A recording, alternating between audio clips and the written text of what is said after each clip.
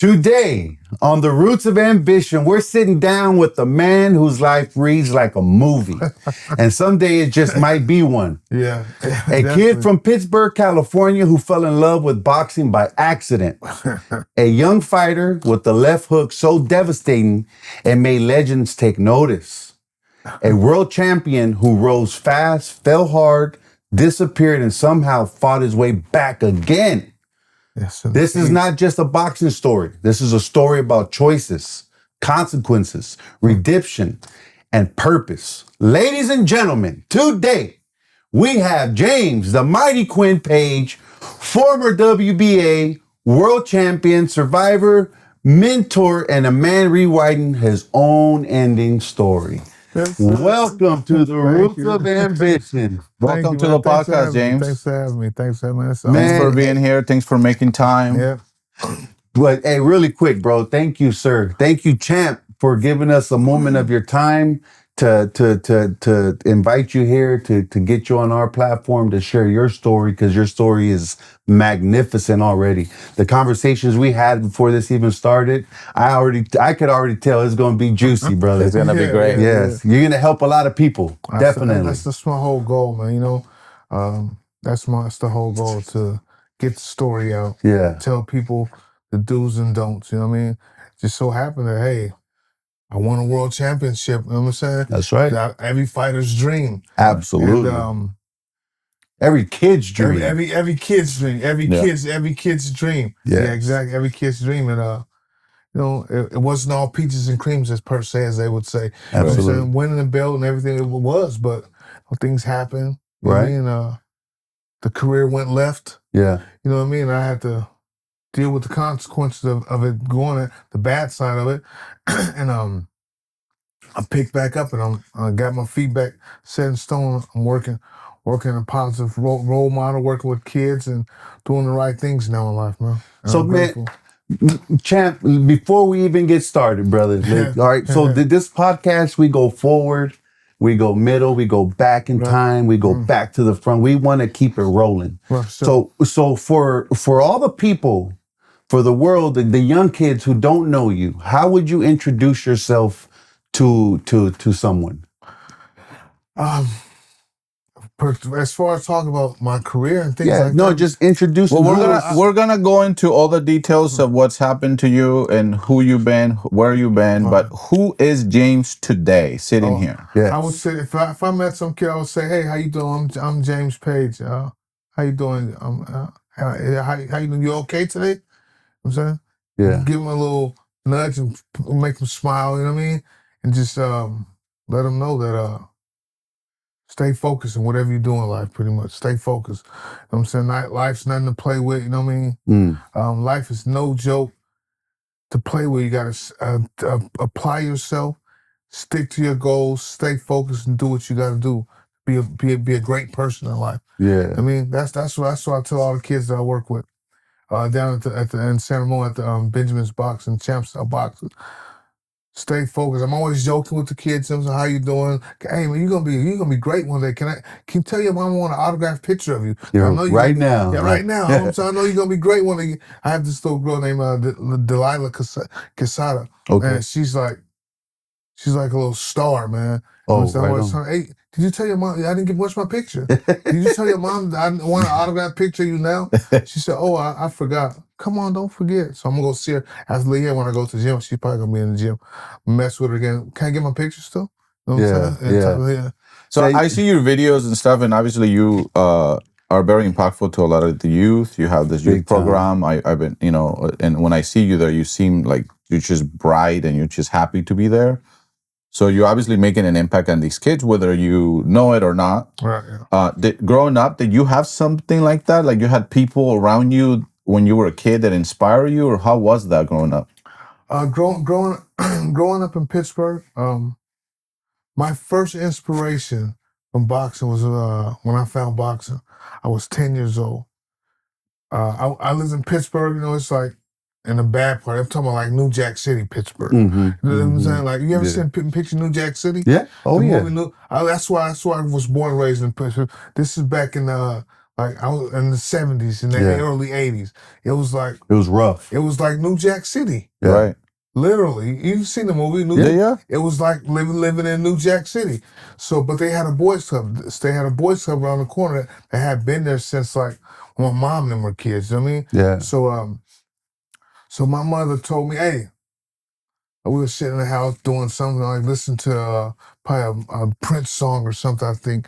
Me and my brother and them, so we sit around there and think we was Prince and Michael Jackson and put our little jackets on and be dancing. Doing the dance. Little bad kids, you know what I'm saying? Yeah. So she's like, hey, you guys get up out here, go around the corner and get a lunch. Yeah. They giving out lunch at the Boys and Girls Club. Yeah. Boys, go get your lunch today. I used to go all the time. We'll sit around the house, my mom hungry. Go around the corner, giving out free lunch at the boys club. Go eat then. You know what I'm saying? Yeah. So I walked around into the boys club. I go up in there. So I'm gonna get my lunch. Hey, Les Traps. Les Traps, guy named Les Traps and Tony Weekly and what's the other guy's name? Watkins. Randy Watkins, guys from Pittsburg. They ran the program. They ran the boys club and everything. So I wanted to get my lunch, my free lunch. But it was this one little like little tiny room that I seen like a little bitty ring in. I never used to go up in. I used to just play basketball. I never messed with that room. So one day I went around to get my lunch and I just looked in that room this day. And I seen some kids, other kids up in there that I never played with, right? So I looked in there. I'm 10, maybe 10, 11 years old. So I look in there. I'm like, so I finished my lunch and I go up in there. I'm like, dang, Leroy Pacheco was the guy who was running the boxing program. I'm still close to Leroy. He's like my godfather. I always talk to him. Oh, right on. Talk to him right to this day. I could call him right now. Hey, Leroy. He's moved to Albuquerque. Him and his wife and his daughter, Monica and Laura and Victor, like my brothers and sisters. So I go up in there and he said, hey, I'm hitting the back, man, I can do this. That's fun. I do this. Yes, this ain't about being fun, Leroy. This ain't about fun. If you want to box, you don't. I think I can do it. You want to be a boxer? Yeah, I could do this. Yeah. Okay, well, listen, take this home with your mom. Tell her to sign it for you and bring it back tomorrow and start boxing. 10 years old, about to be 11. Wow. So I put the thing in my pocket. I'm just running around at the boys club, having fun, playing basketball, shooting pool, talking stuff to all the other little kids. And I go home. Oh, hey, Mom. I want to start a study. I got this in the boys club. This man said I had to get the sign for you to bring it back. And bring it back tomorrow. I got to get your name on it so before I could get in this program at the boys club. What kind of program, boy? Yeah. It's a boxing program. Boxing? You want to start boxing? Yeah, I want to try it. Okay, take it back. So the next day after I get out of school or whatever, I go back to boys club again. That's what we did. Go to boys club, eat lunch. Every day. Play basketball. How were you with fighting before even starting boxing? Before I was 10 years old, but so I really never had any fights. Oh, I was only 10. I was only 10, 11 years old. This is how I found boxing. Oh, I'm lying. My bad. Yeah. My cousin, Monte. Yeah. I had a cousin named Monte, right? And we used to always fight all the time. I had a cousin named Monte and Lewis. We used to always fight. Monte was a few months younger than me. Lewis was older than me. And Alonzo, we call him Wee Wee. He was a little bit older. So my cousin, my cousins used to fight all the time. Right. Yeah. You know what I'm saying? But they was older than me, so I was a little skinny kid. They were bigger kids. Yeah. So I was like really kind of like scared of them. Right. They never knew that. Yeah. I was really scared of them, so they could like chump me off. I was scared of them dudes. My cousins, but we all fight them, punch me in the lip or something. So I wasn't that great at fighting, but like I said, I would fight with them. So eventually I ended up, like I said, I'm at the boys club and we're in there. I give them the paper, you know what I'm saying? But it's like, do I want to box or I want to go in here? Because usually they're boxing, you had to be in the gym with Leroy. All the time. And Leroy had a son, Victor Pacheco, like it's one like my godbrother, stepbrother, right?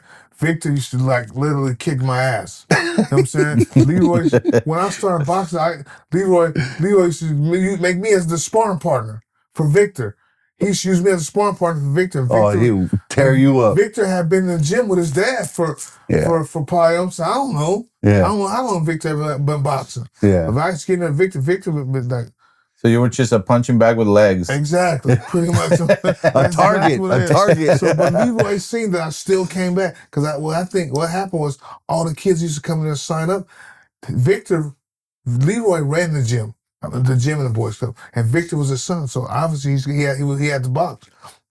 So all the other kids that came in there, I guess Victor was the one who line you up and see if you had it or not. Oh, Right. okay. You see what I'm saying? Yeah. He put you there with Victor. Yeah. Victor was probably like 10, 11. Victor's probably 2 years older than me, probably 11. But he had been boxing for a while already. His dad was the coach of the boys club. Yeah. The boxing coach at the boys club. Right. And Leroy used to box. He was there all the time. The Marines and everything. All right. So, but what I think about Leroy wanted kids that had heart. Yeah, You know what I'm absolutely. Because Leroy ended, like, to this day, Leroy is like, I pick up the phone, I'll call Leroy right now for you guys if you want me to. Leroy's like, he wanted kids with heart. He didn't want no kids that are like pussies. Yeah. You know what I'm saying? He wanted boys that was boxing, that wanted to box. Yeah. You had to be tough. You know what I'm saying? He was a Marine, and he was a Marine. Right. And Victor had a strict life. Yeah. You know what I'm saying? So his son was just the test to see if you can make it. I guess so. Yeah. I guess so. Because right now, today, Leroy is still the same way strict on me. Right. You know what I'm saying? Oh, But man. Leroy didn't play, though. Leroy, if you want to mess up and get in shit, get out of here. Yeah. Right now, today, when I used to get in trouble and go to prison, Yeah.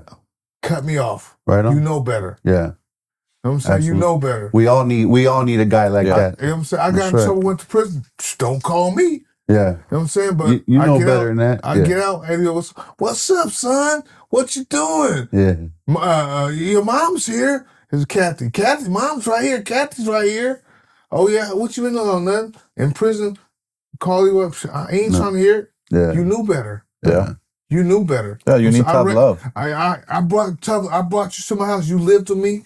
I fed you. I took care of you. I took you to the gym every day. Took you to all these tournaments. Yeah. You know what I'm saying? So you should know better. Yeah. You know what I'm saying? I don't care. He let me leave my little New Jack City neighborhood I told you about and come stay with him. Spend the night with him. Oh, really? That's what he did. Kids that could fight. But Right. there's a lot of kids that didn't want that. Right. What would it make you feel when you, like, in that scenario, when you're in jail and he's telling you this stuff? What were your feelings like when he was telling you this? Because this was an important figure in your life. Yeah. It was like, what? Man, it used to hurt because, but the thing about it used to hurt. It used to hurt because, like I said, it used to hurt. But you know what, man? It's like, Leroy did not tolerate bullcrap, bullshit. I don't know if I can cuss on here. It's like, Yeah, you can cuss. Leroy did not tolerate bullshit. He was a Marine. He raised Straight. He raised Monica right. He raised Victor right. He raised Kathy right. He did not tolerate bullshit. You know what I'm saying? I'm showing you the way. I'm giving you the way. You want to be hard-headed. You know what I'm saying? You want to do what you want to. You know what I'm saying? I'm not going to have it. But you want to do right. You know what I'm saying? I see you got it in your heart. You want to be a fighter. You want to be a man. You tough. You got the heart to be a fighter. But you're not going to be up around me when that's not what I'm about. Yeah. You know what I'm saying? So why don't bring that around me. See what I'm saying? Don't bring it on me. If you want to be good and be great and be successful, I got your back 100%. Mm-hmm. But I'm saying, but like I said, you can go mess up and not talk to Leroy for a year. Hey, what's up, Pops? Call me a year later. Right now, I can call Leroy right now. I'm 54 years. I'm talking. Leroy's still living. My dad's 82. Leroy's got to be was 82. Leroy's got about 83, 81. You know what I'm saying? Wow. Yeah, Leroy's an OG. You know what I'm saying? Yeah. Oh my God. I can call Leroy right now. Hey, what's up, Pops? What you doing? Where Mom's at? Yeah. You know what I'm saying? So is he the inspiration behind you starting your own program? I can't say that. She was the inspiration behind me starting my own program. Okay. Right on. She was the inspiration behind me starting my own program. She just makes me do the work. It's her program. Yeah. Her family is locked in with the city. Her cousins and her first cousin is the county supervisor and the mayor. You know what I'm saying? So Hey, she's respect. the inspiration behind that. You know what I'm saying? Awesome. My wife. So as a child, right? 10 years old, you're introduced to boxing, right? Yeah. At what point, if you remember, did you start to love boxing? Right. And I asked this question because I've been around a few boxers, and you guys have a different mentality, man. Now you're stepping into a ring, you're ready for war, you're a lion, that guy's a lion, that's coming out. Like, you have to be mentally prepared. At what point did you start to fall in love with the sport? Man, All I can say is, man, it's God given. I was just blessed from God because Natural. I'm a strong believer in Jesus, God, my Lord and Savior, Jesus Christ. Amen. So, but I just I don't know. I just walked in that gym that day, and I seen it. And I was like, man, I could do this. Yeah. I started hitting it back. I seen some kids in there. I'm like, I could do this. Yeah. You know what I'm saying? And I just tried it, and I fell in love with it. Boom. And So from day one, you fell in love with it. I can't say from day one, but it grew on you fast. I was inquisitive and intriguing little kid. I was like, I was always into something as a kid. That's me. My mom used to tell me all the time, you ask too many questions and you're nosy. I'm like, huh? That's good. My mom used to always tell me that. You ask too many questions and you're nosy. That's a good thing to do. I always want to learn stuff. That's right. Because I want to know what's going on. That's right. You feel what I'm saying? So if I find out what's going on, maybe I can figure out how to do it or get it too. So I just was in the gym and I just want to. I don't know, man. I just love boxing, man. So I just love being around other kids. I just love them. I just love being around other kids. And I don't know. It's just beautiful, man. I just love being around other kids. And pretty much, I'm not gonna lie.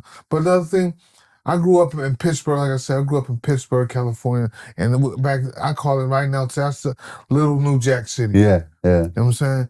Like I lived this. Where I was born and raised at. My dad was a merchant seaman. Like I told you guys, he was a merchant. He would always be gone. So it was just your mom. It was just my mom. Right. You know what I'm saying? And my dad, my grandmother, and my grandfather grew up. My dad was a single child, the only child.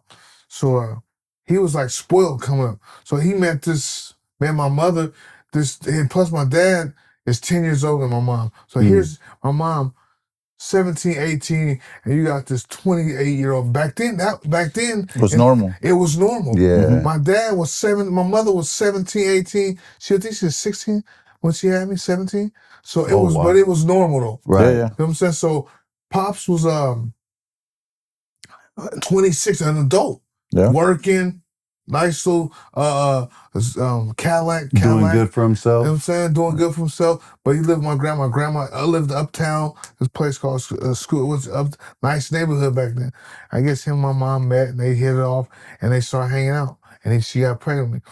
So he was pretty much like took care of my mother. But once he'd have to be gone all the time. So what he did is my dad grew up, he had always had a good job, always had a nice car. My grandmother, hardworking. My grandmother and grandfather had owned a house. Like I said today, there's still the house that my mom lives in now was my grandmother and grandfather. They've owned the house for 70 years. Wow. My dad died. It was my mom and dad's house, but you see my grandmother's house. My mom moved there later on.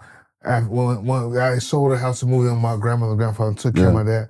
That house was the house my grandma then bought when my dad was 12 years old and he died at 82. She still has the same house. Wow. The house been done over 3 or 4 times already. Yeah. You know what I'm saying? Been remodeled, all done. The stuff you were telling me that you do. You know I got right, you. Yeah, see, I wish I knew you back then. It's all right. So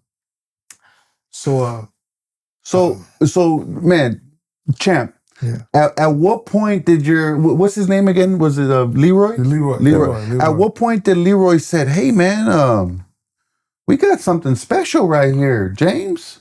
Right? At what point did you start to enter like competitions, or were you in your teens or a little bit later? No. Leroy seen that I had talent. Leroy seen it in me. Right. I told you, Leroy was the type of guy. He was looking for guys who had the heart, wanted to fight. He would put you in there with Victor. Right. Kids. But then there was a guy named Carlos Freddie.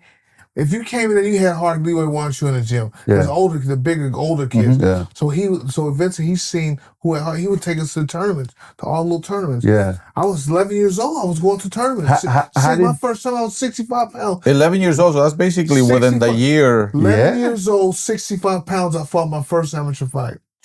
No way, brother. Yep. So you were a baby. You were just And how was it your first fight? Did you lose? Did you win? I won. How did that feeling feel, man? It felt good, man. It felt good. It felt really good. Yeah. When I finally lost the fight, like I said, I don't know where the talent came, but I guess I do know where it came. I don't know exactly where it came, but I have a cousin, Jerry Page. If you look him up, Jerry Page, he's my cousin. I still talk. I can talk to him and my aunt down in Ohio right to this day. He won a gold medal in the '84 Olympics with Pernell Whitaker. Get out of here, bro. Pernell Whitaker, Holyfield. That team with all those guys won gold medals. Holyfield, Mark Breland. So it's in your blood. Pernell, but I didn't know that he's from Mississippi, Ohio. We've never met. Yeah.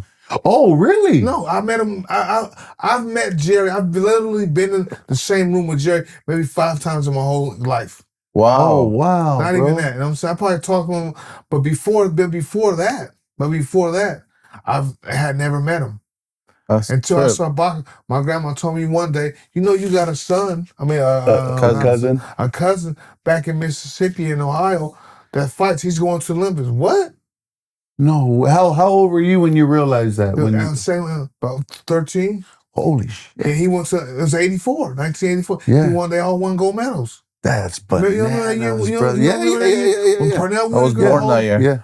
Pernell Whitaker, Holyfield, Mildred Taylor, Mark Breland, Jerry Page, it was stacked. Tyrell Biggs. Yeah. They all won gold medal. Jerry Page is my grandmother's, that's my grandmother's sister, grandson. Wow, brother. You know what I'm saying? Yeah. So that's amazing, man. It's been in the blood, I guess. I don't know. But I'm saying it's been in the blood somehow. But Jerry fought, and I ended up fighting. I ended up fighting boxing. You know what I mean? But the thing about boxing, bro, I love boxing. I stayed boxing. But it's like I can tell you where I grew up at. I couldn't stay out the streets, man. Yeah. But it got to the point to where my mother would tell me, "Listen, check this out. If you're not you're gonna get up out of my house. If you're good in boxing, they told you want to box. You know what I'm saying? Everybody always tell me, this is later on in life. Later on, when I'm like about to turn pro and all that. If you either gonna, because I had a daughter. I had a daughter. I was 19 years old. I got a daughter. Okay. I got a daughter, my oldest girl. So and her mother. So my mother used to tell me, listen. You're going to get out. You're not going to be staying here. You're going to live somewhere else, find somewhere else, because you're not going to be in the streets and think you're going to be coming here somehow. You say you love boxing, right? You want to box. You want to continue to be good in boxing. The only way you're going to stay here, because I'm not going to be dealing with your shit out there being in the streets. Mm-hmm. So the only way that you're going to be able to live here is you're going to come here and be a normal person. You're going to get up every day, take care of your daughter, go to the gym, come home, and live and be with Holly and raise your daughter. Other than that, if you ain't gonna do that, you can't. I don't care. You're grown now. That's not my responsibility. You're an adult now. You're not gonna live in this house. Right. You're not gonna be eating my food. You know what I'm saying? Yeah. Hey, mom, can I use your car? Not me asking nothing. No. So it was tough on me. How was those conversations with your dad when your dad would come home and he knew you were boxing, but you were also being a knucklehead too, right? He'd be gone more than there. Oh, really? So it was like my mother called him one day, your son boxing and he's really good. Yeah. How would your dad take that? He boxing. So how often will you see him? He just died, man. You know what I'm saying? Yeah. When did he pass? He just passed like 2 months ago, September 20th. Oh, I'm sorry to hear that. So, yeah. He just but so let's go back real quick. So you had your first fight when you were 11, your first competition, and I'm assuming you took some L's and some W's at the same time. Yeah, right. At what point did you guys start talking about becoming pro? Well, where'd that conversation happen, and what made you spark that interest of really making it a career? So what happened was another guy turned Leroy. The Boys Club caught on fire. They say it was an insurance scam. They ended up moving the Boys Club. They burnt the Boys Club down in Pittsburg. They remodeled the whole downtown down. It was like it was an insurance thing. The city. I don't know. I don't want to get into that. Right. But the Boys Club burned down, so they didn't rebuild it. They No. never looked, so I had nowhere to. So we had no train. So we, man. Boys Club burned down. We had nowhere to train. The kids had nowhere to train. No Boys Club. So they've been up building a new Boys Club. No boxing program.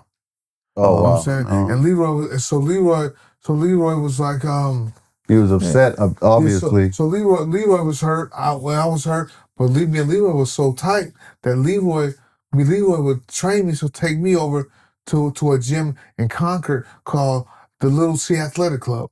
I don't know if you guys ever heard of it. No, they had a big C. It was a guy over in Concord named Ken Hoffman. He's owned like a big developer. He owned the Seattle Seahawks, all these football. He was like had a bunch of money back in the day. So he had a gym. He had a big C Athletic Club. Jose Canseco and all those dudes just be up in there. Oh, really? Jose Canseco, Mark McGuire, all those. I think he had owned the A. So, and they had Little C Athletic Club. Mm-hmm. The Little C Athletic Club was like a little youth center, like a boys club for young kids. So they had a boxing program over. And the thing about it is, me and Leroy used to take me over to spar. So what happened was when the boys club burned down, he used to come pick me up downtown in downtown Pittsburgh in Little New Jack City. Like that's what I call it. Yeah. In Little New Jack City, and pick me up, take me to the gym over in Concord. Damn. You know what I'm saying? Wow, so I got to what I do. He's like, he did, but he just pretty much he started getting a little older or whatever. Yeah. I don't know. He worked for the city of Concord. I don't know. Maybe I don't know what it is, man. Maybe he was just like hurt because the boys club burned down. He lost his own gym. Yeah. He didn't have his own gym. All he had was the boys club. It was a big change for him. So eventually he just like, man, listen, you're over here. You know the gym we used to go to over there. Just start going over there because you're a good boxer. Yeah. I'm not gonna drive over every day.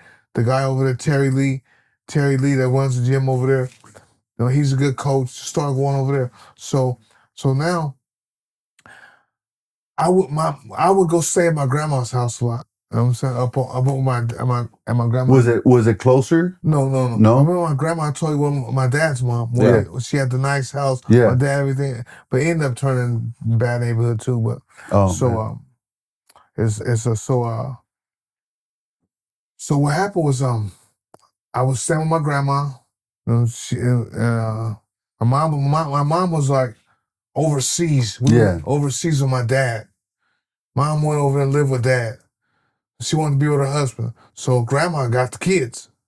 You see what I'm saying? For how long?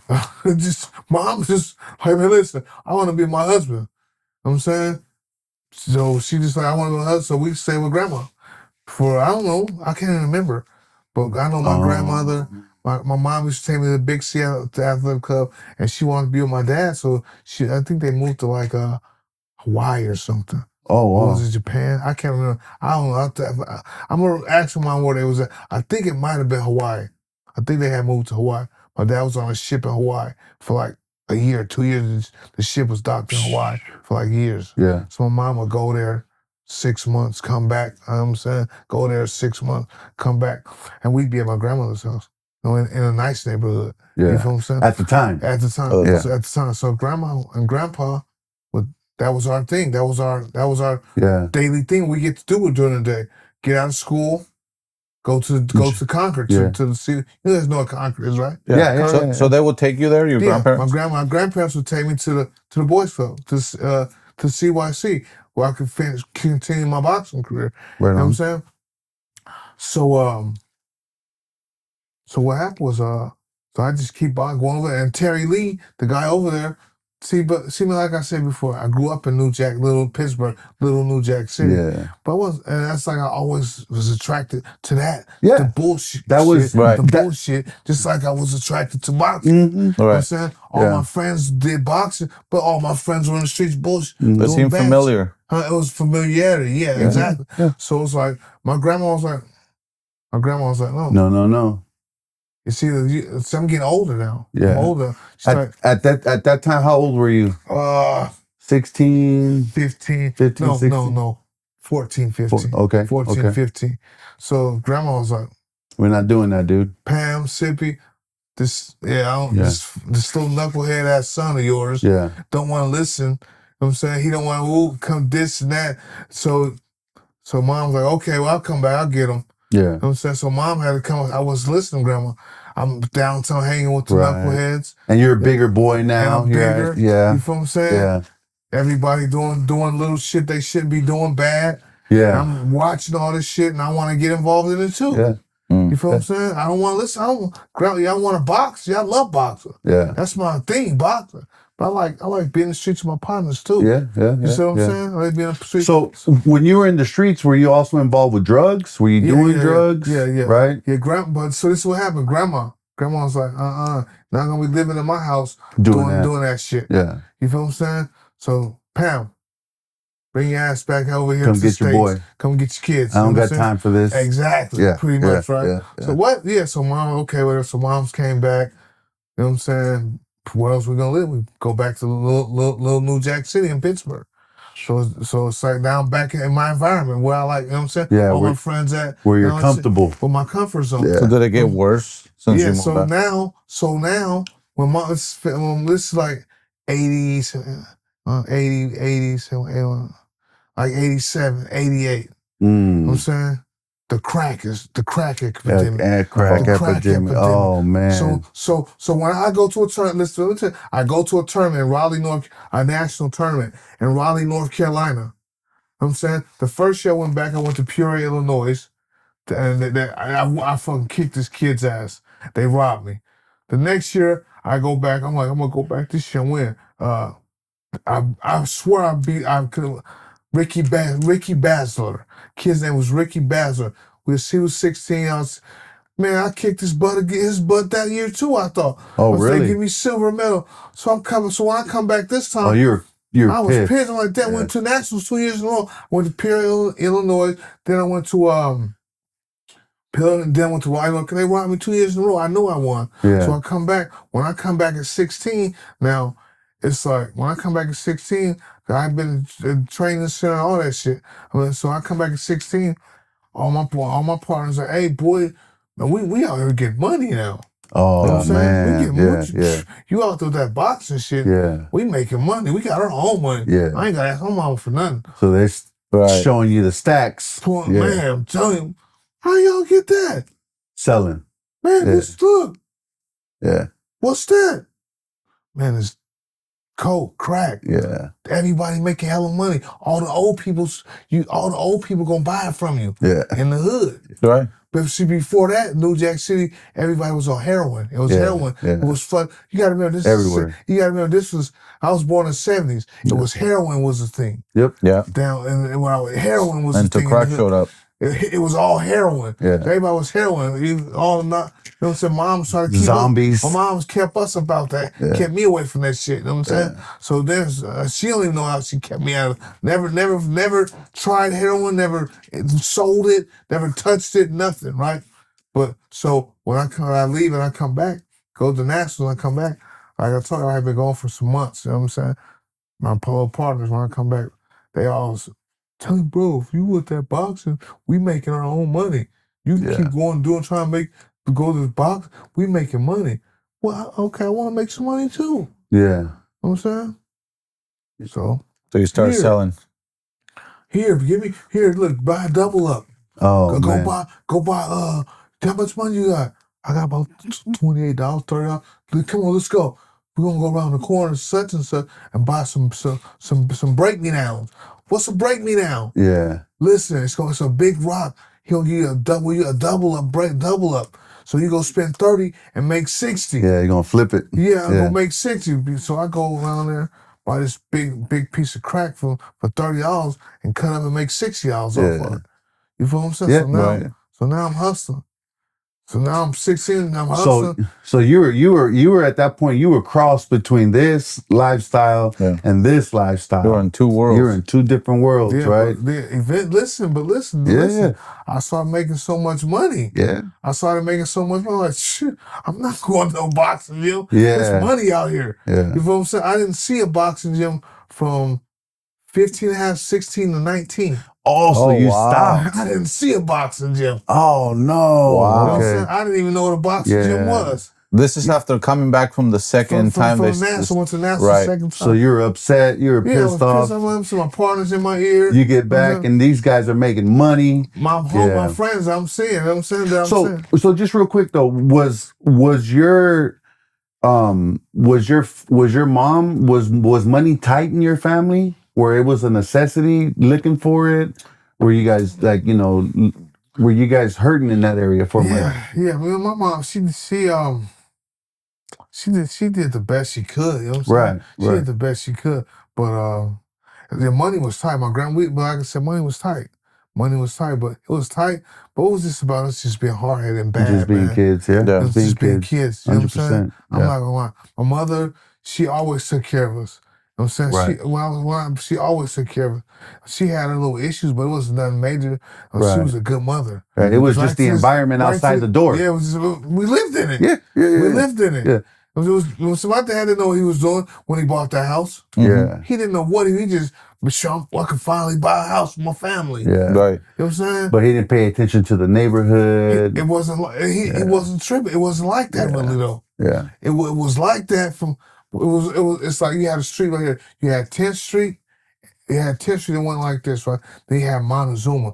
When you go down Montezuma all the way down to the end, it was like, they used to call it the Buzzard Roost. That's the name of this little place. I knew actually it was called the Buzzard Roost. You know, if you got a place called the Buzzard's Roost, it's bad down there. Yeah, it's cooking over that's there. the name of the hood. I call it Little Moog actually, but that's what the actual name of it. Like, meet me at the Buzzard Roost. Yeah. You know, somebody tell you to meet you at the Buzzard Roost, we know where to meet them at. Yeah. That's what the name of the hood. Hood. See, where I lived there, when I first lived there, when we lived there, my dad bought the house, it was like, it was nice. Right. I'm not going to say nice, but it wasn't that. It wasn't that, exactly. But the Buzzard Roost was always there. Yeah. Down the road. It's always that one block, that one corner. Was always, but up here, right here, and where my other grandma lived was always good, decent. It was decent. And with the Boys Club, it was always decent. Past the Boys Club, all the way down to the water, you know what I'm talking about, Cleveland? To the water was always like, don't y'all have y'all ass down there by that Buzzard Roost. Yeah. You know what I'm saying? Don't be down there by that damn Buzzard Roost. Yeah. Right. Okay, whatever. Stay up here. Don't be there. Don't be down the block all the way down there. So man, so you said you had that gap in the time you were messing around the streets, selling, getting into trouble. What made you pivot and say, man, I got to get back to boxing? Did something dramatic happen? Did you get locked up or? So I'm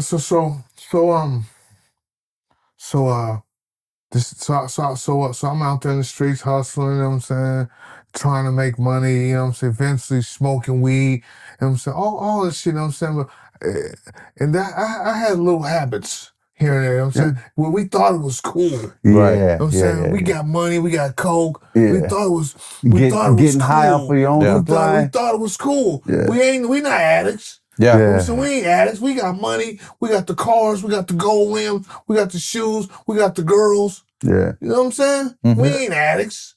You know what I'm saying? But you getting high. You're a drug user. Yeah. Period. Point blank, right? Point blank? You're a drug user. I don't care if you got some money, if they smoking crackheads, you call them a crackhead, they buying crack from you or not. You still getting high off your own supply that you sell them. You sit in the car, you got your little powder sack. Yep. You know what I'm saying? Yep. Your little sample pack. You got your little sample pack. And you got your crack. Yeah. You feel that you for sale to the people.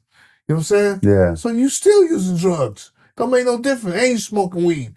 You're a drug addict. Eventually, it led to lacing the weed up. Oof. You see what I'm saying? Yeah. That's what it led to. As you got older, so I don't care how much money you making, what you doing. If you using, you ain't no better. Yeah. You not no better than nobody else anyway, period. Yeah. But you know what I'm saying, you can't, you know what I'm saying, so that's what eventually led to. Okay. So you started to develop a really bad habit? Yeah, develop a bad habit, drinking, smoking, you know what I'm saying, snorting coke, lacing the weed with powder, with coke. Did you get arrested during that period at all? Between 16 and 19? Yes. So you were arrested? So my first case, I had a guy in San Francisco. It was San Francisco, the tenderloins. Oh, I don't know if man. you know about tenderloins. Yeah, that's still bad, brother. You know about tenderloins? Yeah. There was a guy in tenderloins, right? We were just there. I was in the TL in Pittsburg. So in Pittsburg, we was making probably like off an ounce of coke. we were spending for 500. We'll go in Pittsburgh. We probably make 700, $200 profit. But you might 200 a day. You might be you can get off an ounce of crack in a day. Start in the morning, 10, 11, 12, 9. By 12 o'clock at night, you make your little $200 profit.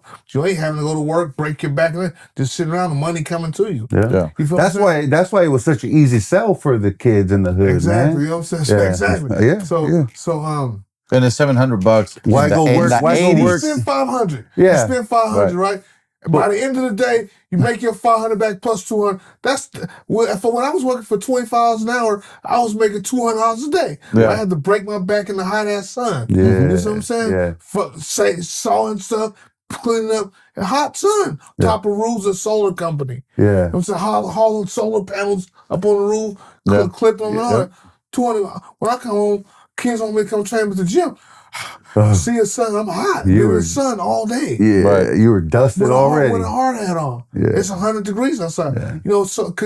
Construction starts booming in the summertime. Solar, you carry them hot ass solar panels on the roof, $200. Yeah. So it's like I can sit back and by the end of the day I can make that. That's what I was. That's how it was back then. Yeah. So I'd be you go spend $500. I'm saying how you an ounce of crack, cook it up, cut them down, 700. But if you really want to, you can stretch and get 800. So, but what happened was I had got my ear to the street, bro. They cutting like 1,200 in the city. You go spend 500, they making 1,200. You're like, oh man, we need to go to the city. Yeah, I'm like, I'm going to the city. So one day, I'm going to the city. we got to double up, baby. We triple. They selling rocks that little in the city. Damn. And he like, yeah, well, I'm telling you, off an ounce, they making 1,200. Yeah. We making 700, so 8, 9, that's the extra 500. Yeah. You know what I'm saying? So I'm like, oh shit, let's go try that. So one day, I've been going out to doing it. So I don't know if somebody set me up or what, bro. I never found out if this fool snitched on me or what. Somebody set me up or what. So I had went out there, right? Sold a whole ounce. You know what I'm saying? Sold a whole ounce all day. So I go back to Pittsburgh. We didn't drive out there because it wasn't stupid. Get pulled up, we jump on BART. We jump on BART. It's right down under the ground, come up, boom, right there in the hood, right there in the TL. So I don't know. Somebody set me up or whatever. So like, bro, it's rolling. Like, can you go? Get another ounce? Yeah, I go get one. Yeah, okay. I'll be right back. I go jump on the BART, get on the BART train, go back to Pittsburgh. Go back to Pittsburgh. Yeah. Wasn't no BART station right here though. No, there was no BART station right here, and the only BART was in Concord. It didn't come that far down. It didn't come to Pittsburg. Okay. It wasn't in Pittsburgh. Before that. Yeah, it wasn't no BART in Pittsburgh. It wasn't no BART in Pittsburgh. The furthest BART was a big Port Chicago. That was the last BART. So from there you took the bus? So you drove. You parked your car there. in Got Concord. you. So I get on the BART, so he's like, hey, can you go? I boss rolling right now. I need an ounce. All right, I'll go get you one. So I'll go get you one. I'll be right back. So I jump back on a BART, go, you know what I'm saying? Come back. I come back, I'll get off the BART, come up there, right? He like, oh, you got it? I'm like, yeah. Police come. Oh, no. Police come. Yeah, it sounds like a setup. I'm 18 years old. I had just turned 18. This was, I just turned 18 in April. This is like probably like September, October. Cold, so I get off the BART train, come from underground, you know what I'm saying? Man. I'm like, but listen, but I don't have it. I got it, but it's not in my pocket or anything, right? Yeah. So he like, you got it? I'm like, yeah, I got it on the trip, right? So the police gave me. So the guy is gone. I don't even see him no more. But once he said, yeah, police came from everywhere. I'm young, gullible, but I'm not paying attention. I'm street smart, but I ain't gonna think this fool set me up. You feel what I'm saying? So when I come, so I'm like, so the police come everywhere. So I'm like, what's up, man? I got the crack in my underwear, in the pocket of my underwear. Oh, you see what I'm saying? In the pocket of my underwear. You know how you got the tighty whities? Yeah. They got the big one, you got the pocket up in the underwear. So I'm like, well, what y'all doing, man? I ain't got nothing, man. What's wrong? I don't got nothing. What's wrong? So they pat me searching. Man, you got some. Man, I don't have nothing. Take my shoes. I'm telling you, I don't got nothing, man. You know what I'm saying? What's wrong? Okay, well, no, but I think I probably got like a traffic ticket. Oh, after that? No, Really? no, I'm saying no. Oh, they were So asking pat you. me down, Okay, they got pat me you. down, take my shoes off. Man, I don't got nothing, man. Yeah. They don't find it. Oh, yeah. Oh, you ain't got, no, I don't have nothing. So I think I got like a traffic ticket. So I probably got like a petty warrant. You see what I'm saying? Yeah. A petty ass warrant, like Yeah. a traffic ticket or a DU, not a DUI, driver's suspended license or something. Yeah. So they take me to the station for that, right? So they get me down. But this is how I know that somebody had to snitch, because they're like, no, you got something on you. Oh no. You got something. Bro. You got something. So that's how I knew. I'm like, I don't got nothing, man. Y'all just searched me and pat me. You searched me. What you got? What kind of underwear you got? What you mean, what kind of underwear? I got on underwear, man. So they wasn't hip to stripping you yet. They wasn't. This is way back in like 88, 89. Yeah. I was 18 years old. This is 89. Yeah. You see what I'm saying? Yeah. This is 89. So they wasn't hip to dudes putting them their butt cheeks between their butt cheeks. Yeah. They weren't going that. They weren't doing all that yet. Back. They wasn't hip yet. Mm-hmm. So I'm like, man, I don't got nothing, man. So they give me, they take. I'm like, I'm gonna take the cuffs off. All right. So the cops take the cuff off me. But so they still holding my hand behind my back. So now he's like, "What's the drug?" I'm like, man, I told you I don't got no drugs, man. Yeah. What you doing, man? I told you I'm only 18. I'm a kid, man. I'm an 18-year-old kid. To me, that's a kid. I'm 18. Oh, you're still a baby. You're a baby, I'm like, man. man, I told you, man, I don't got nothing, man. You got some. Man, I told you I don't got nothing, man. Took my shoes off, took my socks off, all my piles. So he bent my finger, bro. So he took my finger and bent my finger all the way back and made it lay down on my thing, on your like wrist. this, on my wrist. Where's the drugs at? I said, man, I told you, where's the drugs at? I said, man, I told you I don't got no drugs. And he about to break my shit. He's like, man, I don't got no drugs. Man, man, I just told you I don't got no drugs, man. He pushing it further. I said, man, I don't got no. So he started pushing my shit. I'm like, man, in my underwear, man, all right, man. Oh, you know what I'm no, he got you. But Yeah. it was hurt. That shit hurted so bad. Yeah. You know what I'm saying? Like, I'm a kid's a grown ass man. Yeah. You know what I'm saying? Yeah. I'm 18 years old. Just turned 18 in April. It's like October. I'm a kid still. Yeah. So I'm like, man, I ain't know. I'm like, man, in my underwear, man. You gonna break my shit, man, in my underwear. In my underwear. In my underwear. Yeah. In my underwear. You know what I'm saying? Man, in my underwear. He got my shit like this. Yeah. Where I was like, for real, like, man, I'm saying, so I told you, in my underwear, man. Damn, don't do that, man. So he said, what you say? I said, my underwear, man. He said, give it to me then. Yeah. So, all right, so I got this hand, so I'll go like this. And he said, oh, bingo. He's singing to the boy. Showing the other guys. Hey, bingo. Yeah. Right? So the other cop, where'd you find that? Well, how'd you get him to tell you where it was at? He knows how I told him to get it. I was going to get. All right, so I'm like, so they put me in a cell and everything, and they're like, listen. So they're like, listen, it's my first time ever. So they're like, listen, we're gonna let you go. I said, what you mean you gonna let me go? We're not about to waste our time and take you to the county. You just show up to court on this date. That's my first charge ever. I just turned 18. First charge ever as an adult. First time I ever No record, no nothing. Huh? No record, No, nothing. I got nothing. I never been in trouble before. They know that. I never been in trouble, nothing. You feel what I'm saying? Just turned 18. So, hey, we keeping this. Make sure your ass show up to court, right? So I go to court once. So I go to court once, and I'm saying my lawyer tells me, we're gonna see what we could do. So they tell me to come back to court again, right? So I go back to court, and my lawyer's he's like, hey, this is what they want to do. First time, my first adult, he said what they want to do. They want you to plead guilty to a possession. I said, possession? What's that? He said, if you get a possession, he said, if you get a sales, they give you 3 years. So they give you 3 years in prison and you'll go to San Quinn.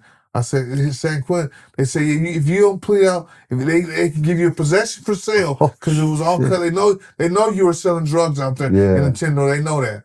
They already know that. Or you can plead guilty to a possession, just having it on you. know what I'm saying? And they'll give you a year in a county jail in San Francisco County Jail, but you'll be out in 5 months and 20 days, right? And you'll be on 3 years probation. I said, well, what if I go to trial? I said, if you go to trial and lose, you can get up to 6 years, and you'll probably end up doing about 3 years. Wow. I said, what? He said, well, you could be out in 5 months and be on probation. So I said, all right, man. So lawyer, that's the best thing I could do. I think I probably gave him like $2,500 to lawyer to come to court for me. So I had to plead guilty. I pled guilty. So I pled guilty. I went in. So I pled guilty. They gave me a year to turn myself in. So I pled guilty. They said we're gonna get okay. So I pled guilty. Okay, because something happened. I had something going on, and I was like, can I turn myself in on a date? They was like, yeah.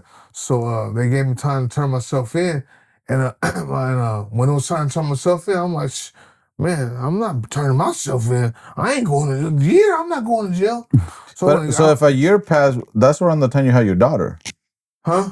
Right? If you got arrested at 18 and then you had a year to turn in, then you have your daughter at 19. I was 19 when I got pregnant with her, but she had when she was 20. Got it. Yeah, I was pregnant when she was 19, but she had when she was 20. When I got turned 20. So I'm like, man, turn myself in. So my mother called. So I was living with my mother and my girlfriend's house. So my mother was like, I think your attorney called you or a DA or somebody. They call and tell you you're supposed to turn yourself in for that case you say you got out there and you haven't turned yourself in. They said they're going to put a warrant out for it and it's going to be worse. They're going to take the deal back and you will have to really, if you don't come turn. I said, well, I'm already planning to go on the run. I said, well, I'm going to take the motor out of my car, put a new car so I don't know what car I'm driving. I got this whole little thing how I'm going to get away without turning myself in. Doing this year. You know what I'm saying? Yeah. You're trying to get creative. Yeah. So months they call the district attorney or somebody call. If you don't turn yourself in, they'll give you 3 years. Somebody gonna turn yourself in though. I want to turn myself in, right? So by the time when I turn myself in, I'm in jail in San Bruno in San Francisco County. So I do on a year I did 5 months and 20 days.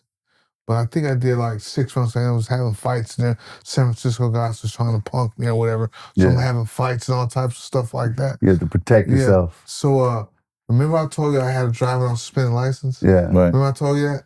So now I got the job. So now in Contra Costa County, I had a job on suspended license. And they found out that I was in jail already and instead of putting a warrant for me. So Contra Costa County came and got me from San Francisco County and brought me out to appear in front of the judge. So when I went to go appear in front of the judge in Contra Costa County from San Francisco while I'm in jail, right? I'm sitting I'm in Marsh Creek in Clayton, in Marsh Creek Detention Facility. It's like a Contra Costa County like a courthouse. It's a jail. It's a jail, but it's like a camp. Oh. You can get up, walk around, go to machines, eat. You know what I'm saying? You know what I'm saying? You ain't in no cells or nothing like that. It's like you bunk living. So I'm sitting there watching TV. Remember I told you I quit boxing by like 15, 16. Yeah. So what happens? So I'm sitting there in the day room, I'm playing pool or whatever, and we're all sitting there watching TV. I told you went to Peoria, Illinois, and Raleigh, North Carolina twice, remember? Right. Went to Nationals and got robbed, and I quit. Back to back? Yeah. So I'm sitting there, it's this guy from Tacoma, Washington, that was there in the tournament with me, all right? So I'm sitting in jail with you? No, let me tell you. No, not in jail. So I'm sitting there, I'm in jail in the camp. Okay. In Contra Costa now, in Contra Costa County now. So I'm sitting there watching TV, and the guys knew that that I was like boxing. I told them that I used to box. So I'm like, hey, but let's watch boxing now. It comes on ESPN on TV. You know, no USA. USA. Oh, USA. Yeah. USA Tuesday, whatever it was. Sean O'Grady used to have these USA boxing used to be on.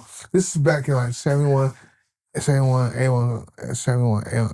It's like 89, 90. Yeah. So I'm sitting there watching boxing. I'm telling them, I used to box. You know, I tell us, let's watch the fights. We're all watching boxing in the day room in Marsh Creek in jail. I'm watching boxing. And lo and behold, this kid that I went to with the Nationals when before I quit was on TV. I jumped up. I said, "Oh shit! I know him. I know him." I said, "I swear that's my home. I know that dude." They're like, "Man, you don't know that fool on Be TV." quiet, bro. You don't even know what you're talking about. I said, "Man, I swear, you guys, I know that dude right there. I used to box, man." There was a couple of my homies that was there when I was there, and we older in jail too. Hey, you remember I used to box when we was little, when we was like 15, 16 years old, when I was 14 before, when I did tell these fools, I used to box, bro. Yeah, he did used to be boxing. He used to be leaving the hood, going to these tournaments, going to stand with that boxing coach. He ain't lying, he did used to box. I see, I told y'all. So we watched, I said, that's one of the fools who used to box me. I'm like, this fool on TV. Well, that's Emmett Linton right there. Man. I'm telling him, I used to watch, I used to box. That lit the fire right there. He was in one of my time watching. They got the TV on pod. I'm like, I used to be with that fool. Used to box with me, man. They like, yeah, whatever. Watch the fights. We could put on something else, man. Yeah. I'm like, all right. So while that's going, I'm like, okay, y'all think I'm lying. So you know me, I go call Leroy and Terry now. Yeah. I go call Leroy. Hey, Leroy, how you doing? What you got? Can I get Terry and Linda's number? What you want? Where you at? Man, I'm in jail. You know that. Okay, call Terry and Linda. No. So he give me a number. I call Terry. Hey, he accept the call. Hey, hey Terry. Man, where you at, James? I ain't talked to you in about 2 years. Where you at? Man, I'm in jail, man. What you mean you in jail? I'm in Gemini County Jail, man. I got some trouble like about a year ago. I'm in jail. Oh man, I'm sorry. How you doing? You okay? I said, what I was calling you about was I'm watching boxing and this guy was the national tournament, Emmett Lee. I remember Emmett, yeah. Man, I'm watching boxing. He's on TV fighting. On TV, he said, yeah, a lot of the guys that you used to fight with moved up, turned professional. You know what I'm saying? They stuck with it. You didn't. They stuck with it. They turned professional. The good guys were good. I said, for real? He said, yeah, he said, that's what I do now. He said, I train amateurs, but I deal with pros too now. You know what I'm saying? He said, man, you was always good, man. You should have stuck with it. I said, I know, man. He said, where you say you was at again? I said, I'm in Marsh Creek Detention Facility in Clayton. He said, yeah, he can. I said, so you can call like this? I said, yeah. He said, okay, all right, call me. And I said, all right. So I called him one day. He's like, so he answered the phone again. So he was like, is there any way I can come see you? And I'm saying, where's your mom? I said, she out in Pittsburg. Still, you talk to her? Yeah, I talk to her sometime. She mad at me too. You know what I'm saying? You know what I'm saying? So he was like, well, can you get visits? I said, yeah. He said, man, you was really good at boxing, man, when you was a kid, man. When you were 14, 15, 16. You was good, but you had a lot of potential. You could have been like Emmett on TV fighting right now. I said, yeah, for real? He said, yeah. He said, where you at? I said, I told you I'm in Marsh Creek. He said, can I come see you? I said, yeah. He just said, you gonna come see me? He said, yeah, I'll come see you. I want to see about you getting back in the boxing. I never believed in my talent like other people did. I didn't see it. Mm-hmm. You feel what I'm saying? I was in the street. I didn't believe in it. Right. I didn't know how good I was. Yeah. You see what I'm saying? They saw what you didn't see. Everybody else saw it. They saw what I didn't see. You see what I'm saying? Yeah. So I'm like, yeah. So I'm like, damn, this man want to come see. I ain't seen Shay in 4 weeks. He ain't gonna come visit me. I'm saying the only person come see me is my mother and no, I didn't even have my daughter yet when I was in jail. I didn't have my daughter Trey yet. So I was probably like 17, 18, 19, about to be 19, yeah. It was before, yeah. I hadn't had Dre yet. So he said, can I come see you? I said, yeah. So he came and see me. So he said, man, he said, James, you can't be doing this, get in trouble, be up in these places, man. This ain't for you. You was a good boxer, man. Yeah. I said, I was good too. He said, yeah. Him and his wife, Linda. He was a trainer and his wife was a manager. I still didn't see what they saw in me. Right. To come visit. I should have. Like, these people haven't, not them, these people are like some like white people. You know what I'm saying? They just come visit me and see me in jail. Right. You know what I'm saying? I still didn't see, like, it got to be something.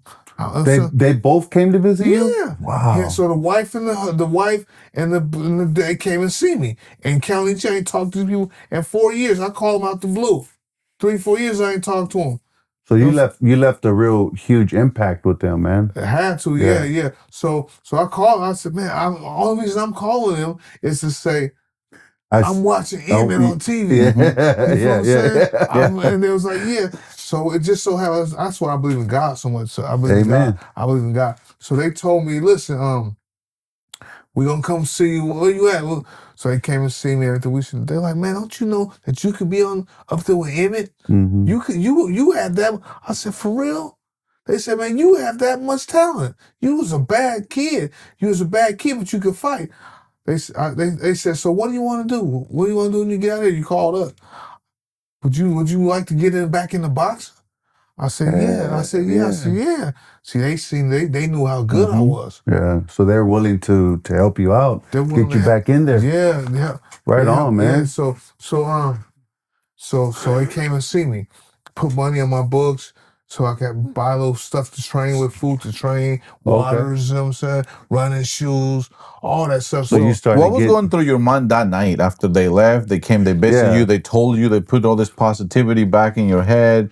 They got boxing. I was a hard-headed kid. Yeah, you were young. Bro, that shit went through one ear and went out the other. But I was a hard-headed kid, bro. That's the thing that's what kept me in so much trouble. That's why I didn't become great as I should have been. That's why I didn't end up with Oscar De La Hoya and getting fights with those guys. Yeah. You feel what I'm saying? Because, bro, I was just, I don't know what it was. It was just, I was a gullible kid, like, didn't understand, hard-headed. Yeah. I'm saying it took so much for me to get to the point where I'm at now, 54, about to be 55 years old, to where I woke up, you know what I'm saying, till I really woke up. It just happened to me like 3 years ago after I got out of prison.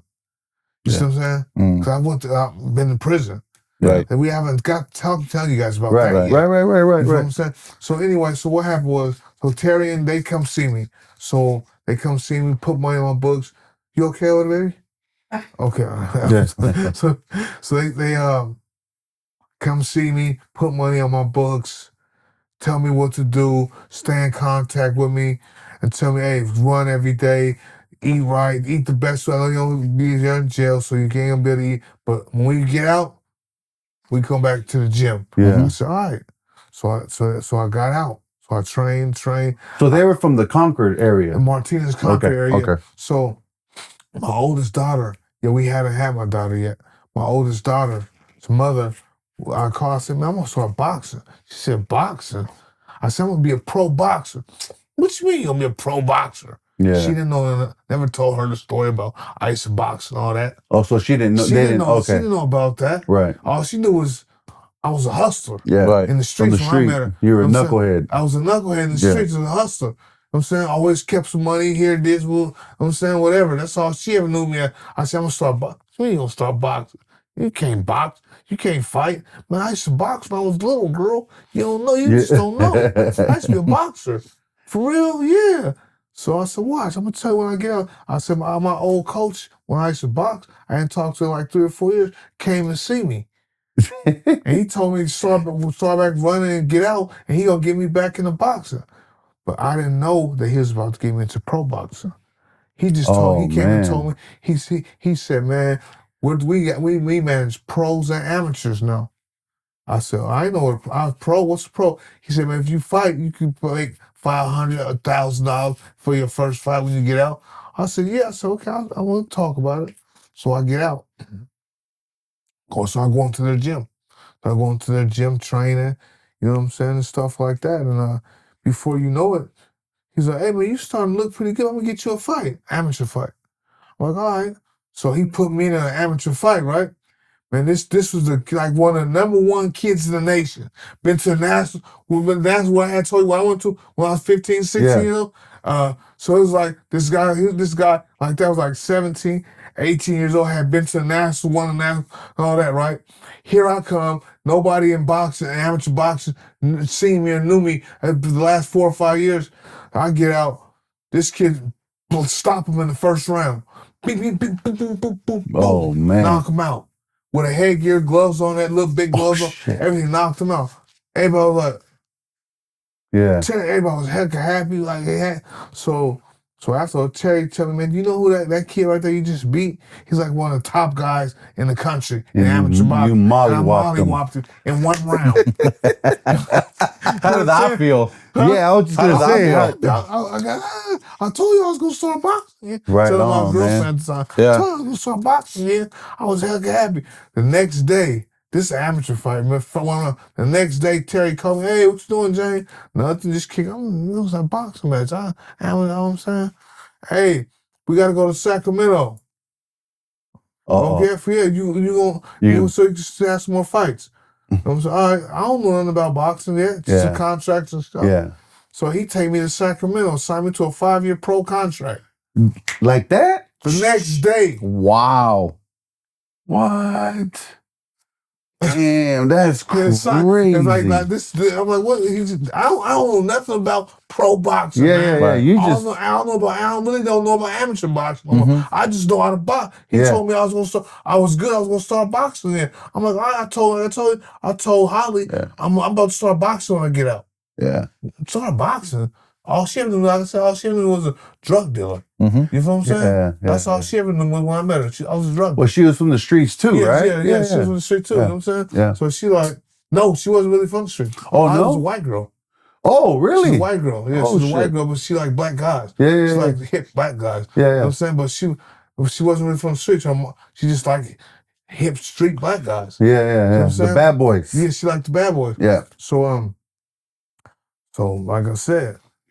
So when you when you figured out like, damn, they're really gonna help me be a pro boxer, bro. How's that feeling? Did you have a moment where you're like, damn, I'm gonna be a professional boxer, bro? Because that's life changing, that's life altering, bro. Yes, right? But see, to me, man, that's why I tell you I was a knucklehead. Yeah. I was like shit, but I have been. Nothing had been given to me. Never. Ever. You know what I'm saying? So it's like everything I worked for. But when it is given to you, you don't know what to do with it. Yeah. You know what I'm saying? When I was young, I used to scrap for myself. My grandma, my mom was living with my dad. My mom loved me. She did stuff for kids. But with my dad's mother. She loved us. Yeah. You feel what I'm saying? But right. So. All right. So you became a professional boxer. I became a pro. How was that first professional bout? Where was that at? Do you remember? My first professional bout was in let me think. My first pro fight was at the Concord Pavilion, I believe. No, the Concord Hilton. At the Concord Hilton. It was a guy, like I told you, Terry and Linda used to have pro fighters. So they had a guy named David Santos. Okay. From Colorado, who they had signed, like top amateur fighters. So they had signed to a contract. He came out here. They signed to a contract. He is like local fighter. He came out here, so they signed him. So they used to put on. They had a connection with a promoter. They used to promote all their fighters.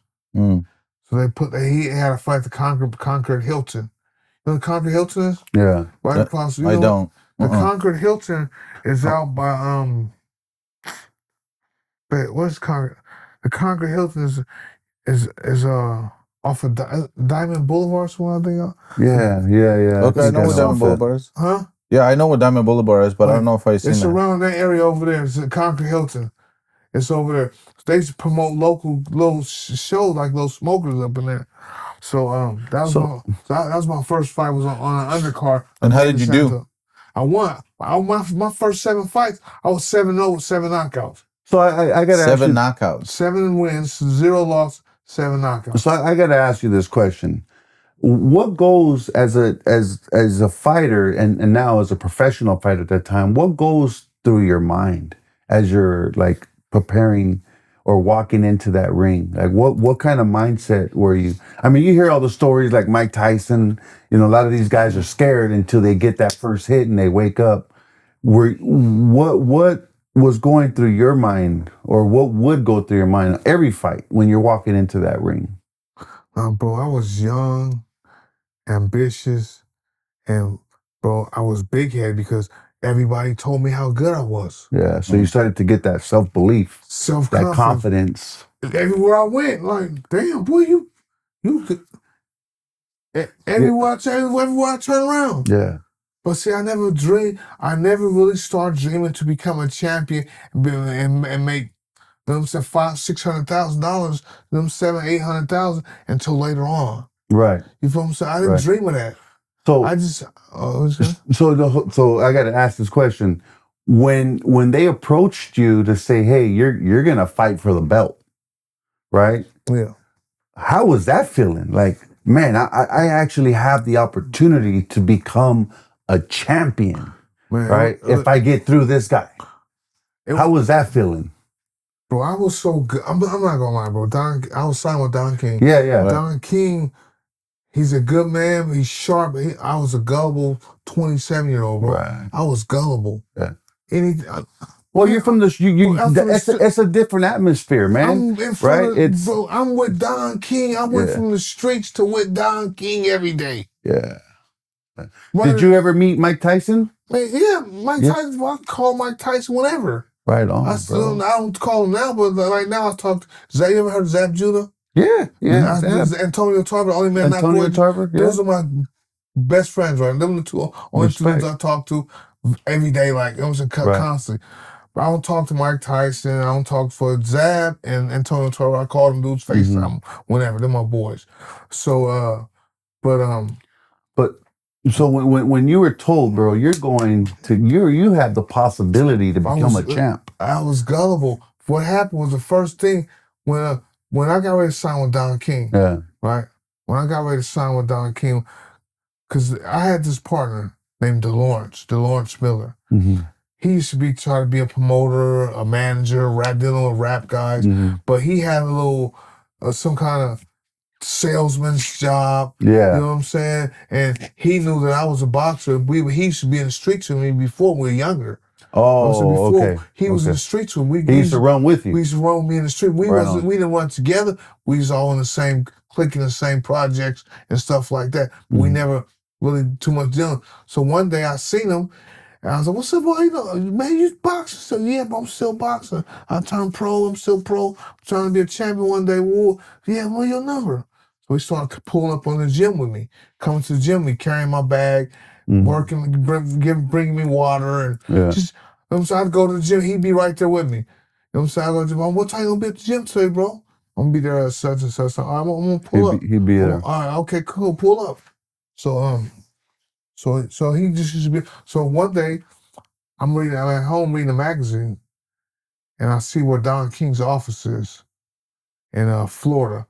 I'm like, man, everybody always telling me how good I'm. I want to see. I'm gonna see if it's true. One of Don King. I want to try to get in contact with Don King. I just found his office in a magazine. I called his office for like probably 2 months straight every day, trying to talk to him.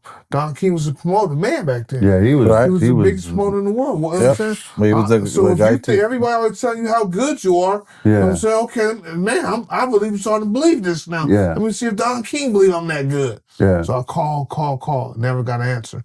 So I'm like, bro, so my partner, Lawrence, who I had to go to the gym with every day, he came to the gym with me every day. I call, I'm like, bro, you know, I went out and they tell me I'm all that good. Bro, you is good.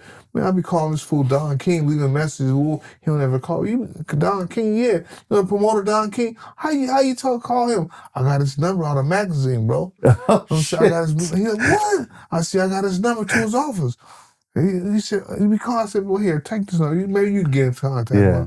He don't call me back. He started bugging him. So I left it. I never quit calling. So one day we go in the gym like we always do, go train. You know what I'm saying? Yeah. I didn't have no trainer or nothing. I mean, I didn't have no contract with nobody or nothing. Oh, so you were solo still? I'm solo. Oh. I believe in myself. I got no contract. Me and Terry had fell out. I got in trouble and shit. Yeah. I got in trouble in between. Yeah. Terry got fed up on my stuff too. Getting in trouble, man. I'm not signing you. Yeah. So you can keep going to jail. So during that process, after you got out of jail after 19, you still got in trouble. You're still doing your thing. One thing about it, boxing has always been my love. Right. Once I found out I was good, I never gave up on my dream. I'm saying I went to San Quentin for 10 months. I'm saying After you were professional? Yeah, man, I went to jail, bro. Yeah. I was in the streets still. Oh man. What did you go to jail for? Robberies and you know what I'm saying, possessions and stupid stuff. Yeah. I'm saying I couldn't get away.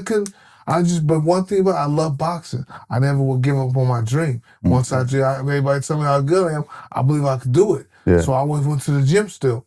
You know what I'm saying? I get in trouble on the streets. You know what I'm saying? Somebody get in some trouble or somebody got set up a few times too. Get set up with some dumb stuff that happened. I go to jail. I get out. I'd be like, man, go to the gym. Yeah. Go to the gym on my own. Everybody believe what I'm saying? I believe myself now. Yeah. I go to the gym, nobody could beat me. Yeah. Nobody could beat me in the gym. Everybody always telling me how good I am. You know what I'm saying? This and that and that and this. So that's why I started calling Don King. So Don King is the promoter that got you the opportunity to get the belt? Don King. And how did you finally make contact with him? That's what. So one day, like I said, I've been calling, right? Yeah. So I'm sitting at home babysitting my second daughter. Yeah. My third daughter, Jalasia. So I'm sitting at home babysitting my third. I got 4 daughters. She got 1, 3 other women. Yeah. So I'm sitting at home with my other. This is before me and her were together. So I'm sitting at home with my other daughter. So I'm calling. Somebody, so I'm telling. I remember I told you the guy used to go to Jimmy DeLawrence. Right. Yeah. He used to go. I told him. I've been calling Don King. He don't never answer the phone. Maybe you could do something with it. Right. Right. I'm sitting at home babysitting, watching Young and the Restless. Babysitting my daughter. Yeah. Cause I'm waiting for her mom to come home from work so I could go to the gym. Mm-hmm. All I did, I'm dreaming to become a champion one day. Now I believe in myself. So you're starting to feel it, you're starting to see it. Every time I get a job, I go find a job. I don't after I get off work, I don't want to go train. So I said I'm just gonna focus on training. I'm saying I'll be tired. Like, I'm not about to be doing no construction job. Come home and go train. Nah, I want to be a boxer. I want to be a champion one day. Yeah. That's what I believe in.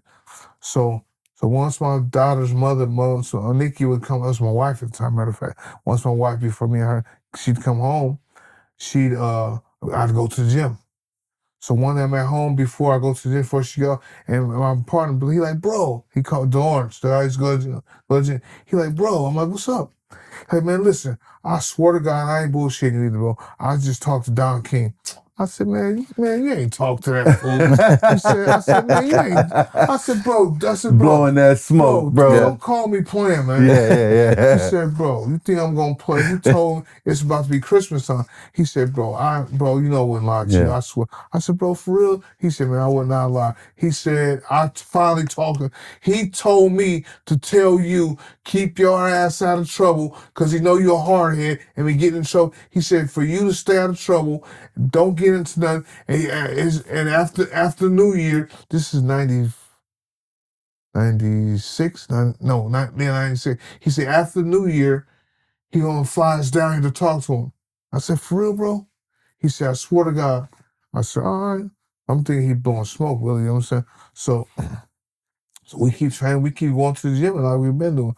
So it's like it's 97. It's 97. So now the New Year about to come. I said, well, he said after New Year, right? I said, I'm gonna call him. So he called. He said, bro, tomorrow, the next however many days, he's like, man, he said for us to just take our ID to the airport. Our tickets are paid for. He gonna fly us out. Just take our ID and go to the airport. I said, for real, bro? He said, bro, I ain't gonna lie to you. Well, you get your ID, we get on that plane. Yeah. You gonna know I ain't lying. So we go to Oakland Airport, show our ID, tickets paid for, get on the plane, get to Fort Lauderdale. So you're not believing him until you're there, but once you're in the plane, like you gotta believe it. So what is going through your head? I'm like, what's going through your head on the flight there? I'm like, bro, this is real deal. Yeah. So I'm like, bro, how you do this? What happened? He said, bro, no, I just kept calling like you have been kept calling, and when he answered the phone one day. He answered the phone one day. I said, "What one?" He said, he know all about you. He been hearing all your messages, my messages. He knew who you was. Right. He said he knew who you were. He heard about your name, about out here in the Bay Area boxing. I said, what? He said, man, I know all about James Bay. From Oakland, Oklahoma, was running place, but I also know that he's a hard head. He has a hard head like Mike Tyson, and his ass don't be going in and out of jail. He said, that's what Don King told him. He said, that's what Don King told him. He know Stay your ass out of trouble. He know all about you. He said, but you're a hard head, you be in the streets, and you be in and out of jail, like Mike Tyson used to be. And he said, that's why he said, make sure we don't do that for New Year. Make sure if you're gonna stay out of trouble. I said, for real, boy? And so he said, yeah, shit. He told us, come on. So when you walked in there, how was that meeting, man? That shit, bro, that Don King looks like a cartoon character. that shit, bro. His hair, everything. Listen, that shit, all I ever seen was him on TV. Yeah. Big, famous dude that you only see you never seen in your life. Only place you ever seen him was on TV. And now you see him. He looked like he didn't look real. Yeah. It's a big ass, huge ass, big, beautiful ass office. Damn. You know what I'm saying? With wood panels, wall, like the walls was like buffed or something. Big old huge table, desk in front of him, polished desk, sitting with a cigar in his mouth, big ass hair on his head, big person, he's a big dude, sitting there like that, but it looked like some shit you only see on TV. It don't look real. Yeah. He didn't even look real. He looked fat like a cartoon. He didn't look real. Wow. You from some? I feel it. The only place I ever seen this man in my life was on TV. And I'm sitting in front of, I'm like. So what's the first thing Mr. Don King said to you when he saw you, bro? Do you remember? First thing he said, man, you's a bad mother. He said, man, you's a bad motherfucker, man.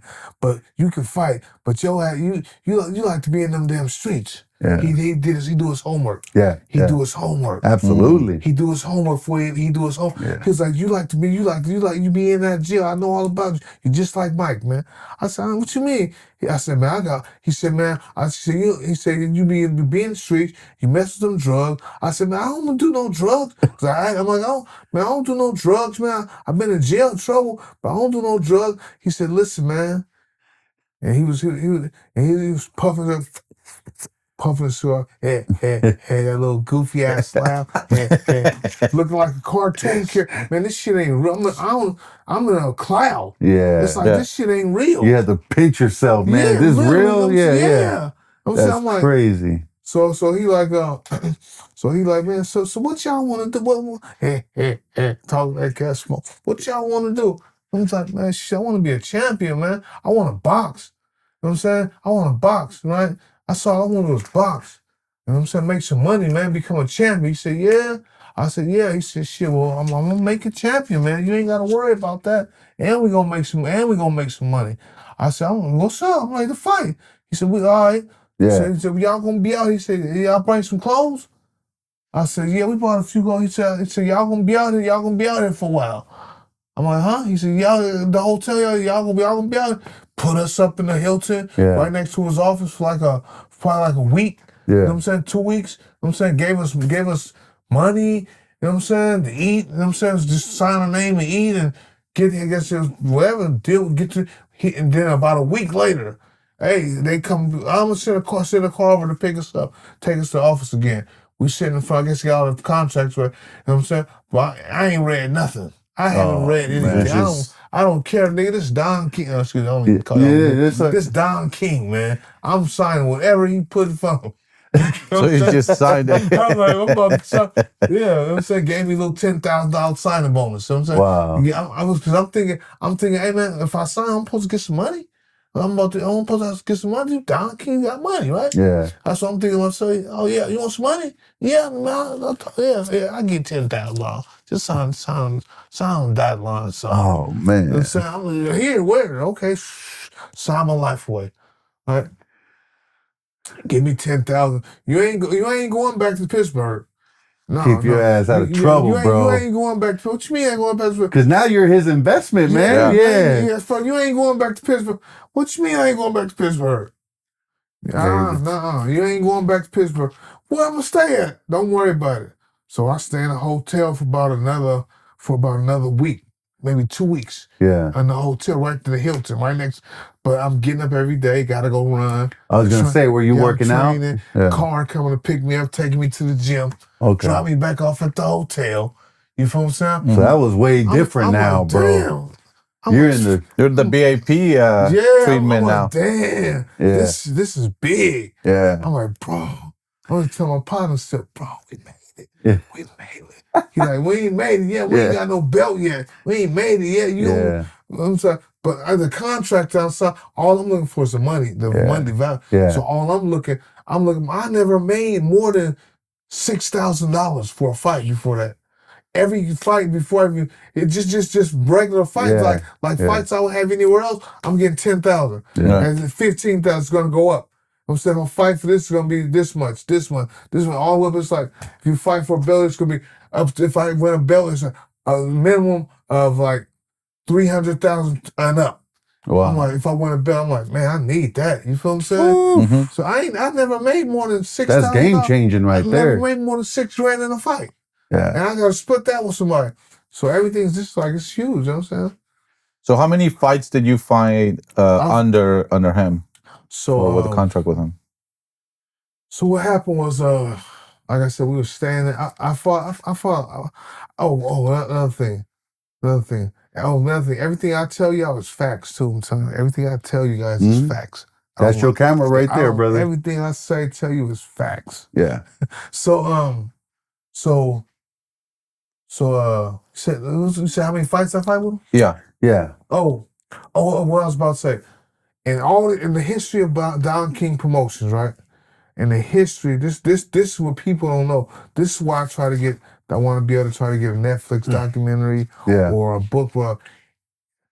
Man, it's like I've done so many things in boxing that people don't even recognize and even know. And I'm about to tell you 2 things right now. Okay. The first one is in the history of Don King.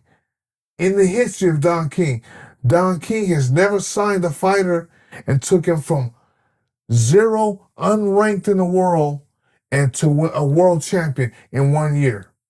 In 1 year? In 1 year. I signed with Don King. So it was moving, bro. Yeah, I signed with Don King. And I won the belt October 10th, 1998 in Paris, France. That's when I knocked off the Russian Andrey Pestriaev. So that's when you knocked out, right? Yeah, you put that Russian guy. Knocked him out cold. Yeah, that was for the vacant WBA welterweight title. It was a great fight. And once they seen that, that's why De La Hoya wouldn't fight me. Oh, really? Hey, would you take a chance if you're getting $10 million a fight? Would you take a chance with a guy who just getting in boxing, knocking dudes out like that? Yeah, no. Would you take a chance? No. Would you risk your career against a guy who just got into boxing, don't have no name or nothing? Right. That's why they didn't give me my shot, bro. You know what I'm saying? And the thing about it, I'm trying not to get off track too much. No. You're good. You're good, brother. In 1 year, Don King has never signed a guy. Yeah. And within a year, from nothing, I'm talking from being unranked, had limited minimum fights.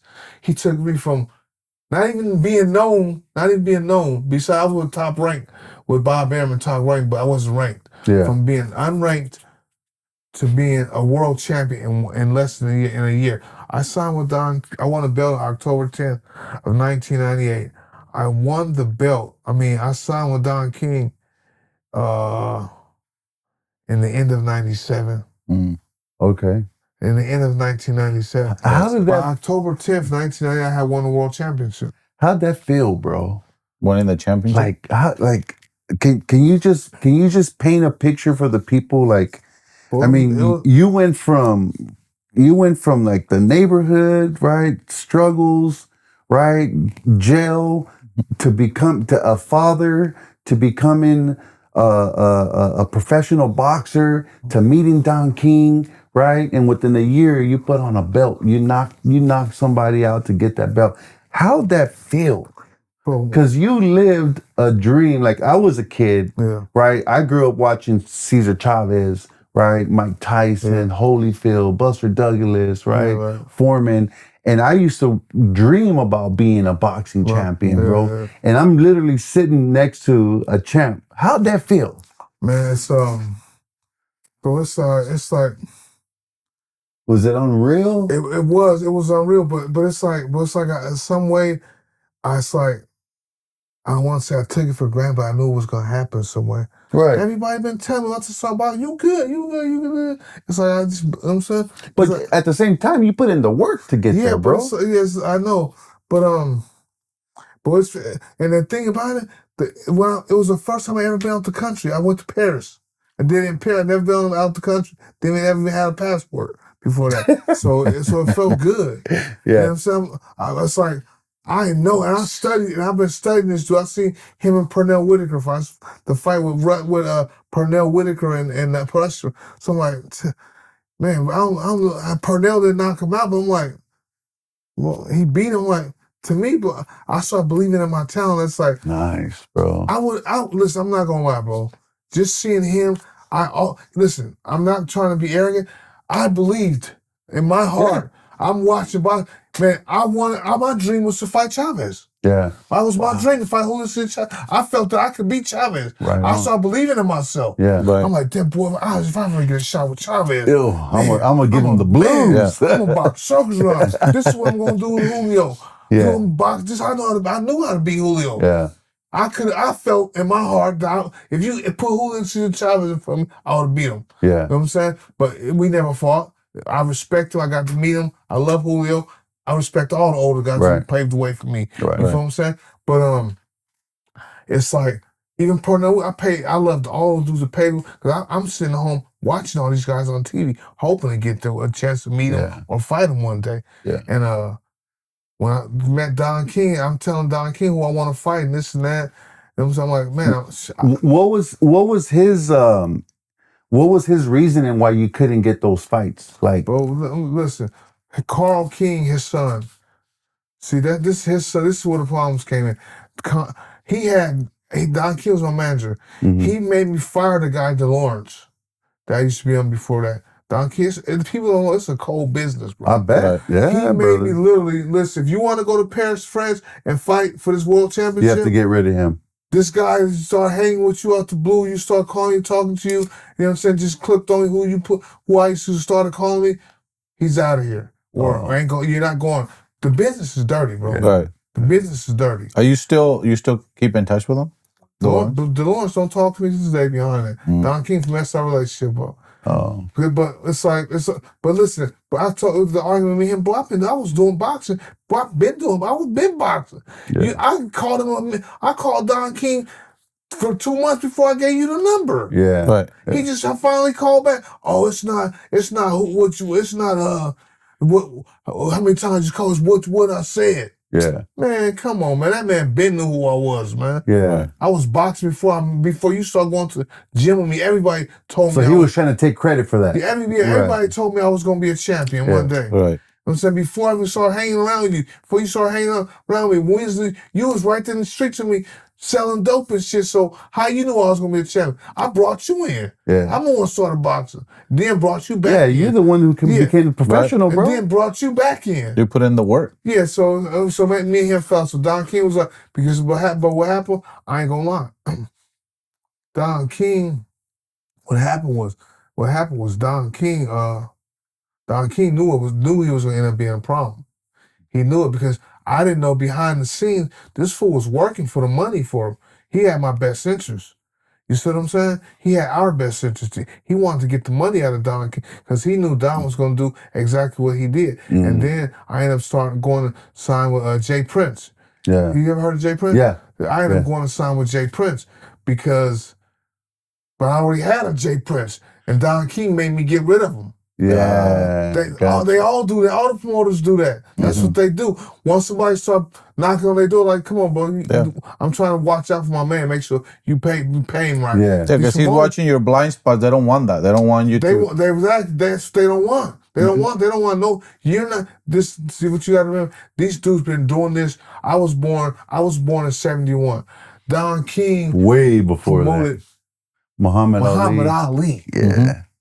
And George Foreman, Joe Frazier, Thriller in Manila. You think you're gonna come in the game and tell these fools out they the Godfathers? They've been there. They the Godfathers. Hey, I started this shit. That's the mother thanks I get. You think that you gonna let you or anybody else tell them how to run business? And see, now that they got old and they're getting out of business, like Don King, he's promoting little small shows in Florida.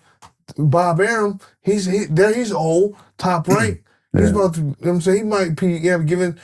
Now you got these young guys coming. You got Oscar De La Hoya. You got Eddie Hearn. Well, even Dana White now, right? Yeah, Dana White getting into Dana White trying to get into. So it's like, you know what I'm saying? So that's how Don King and Bob Arum, that's how they held on to put a strong hold on boxing. They had the throne for a while, man. You're not gonna come in this sport and tell me nothing, man. Yeah. So looking back, like if you can talk to yourself before you signed that contract, right? What would you tell yourself?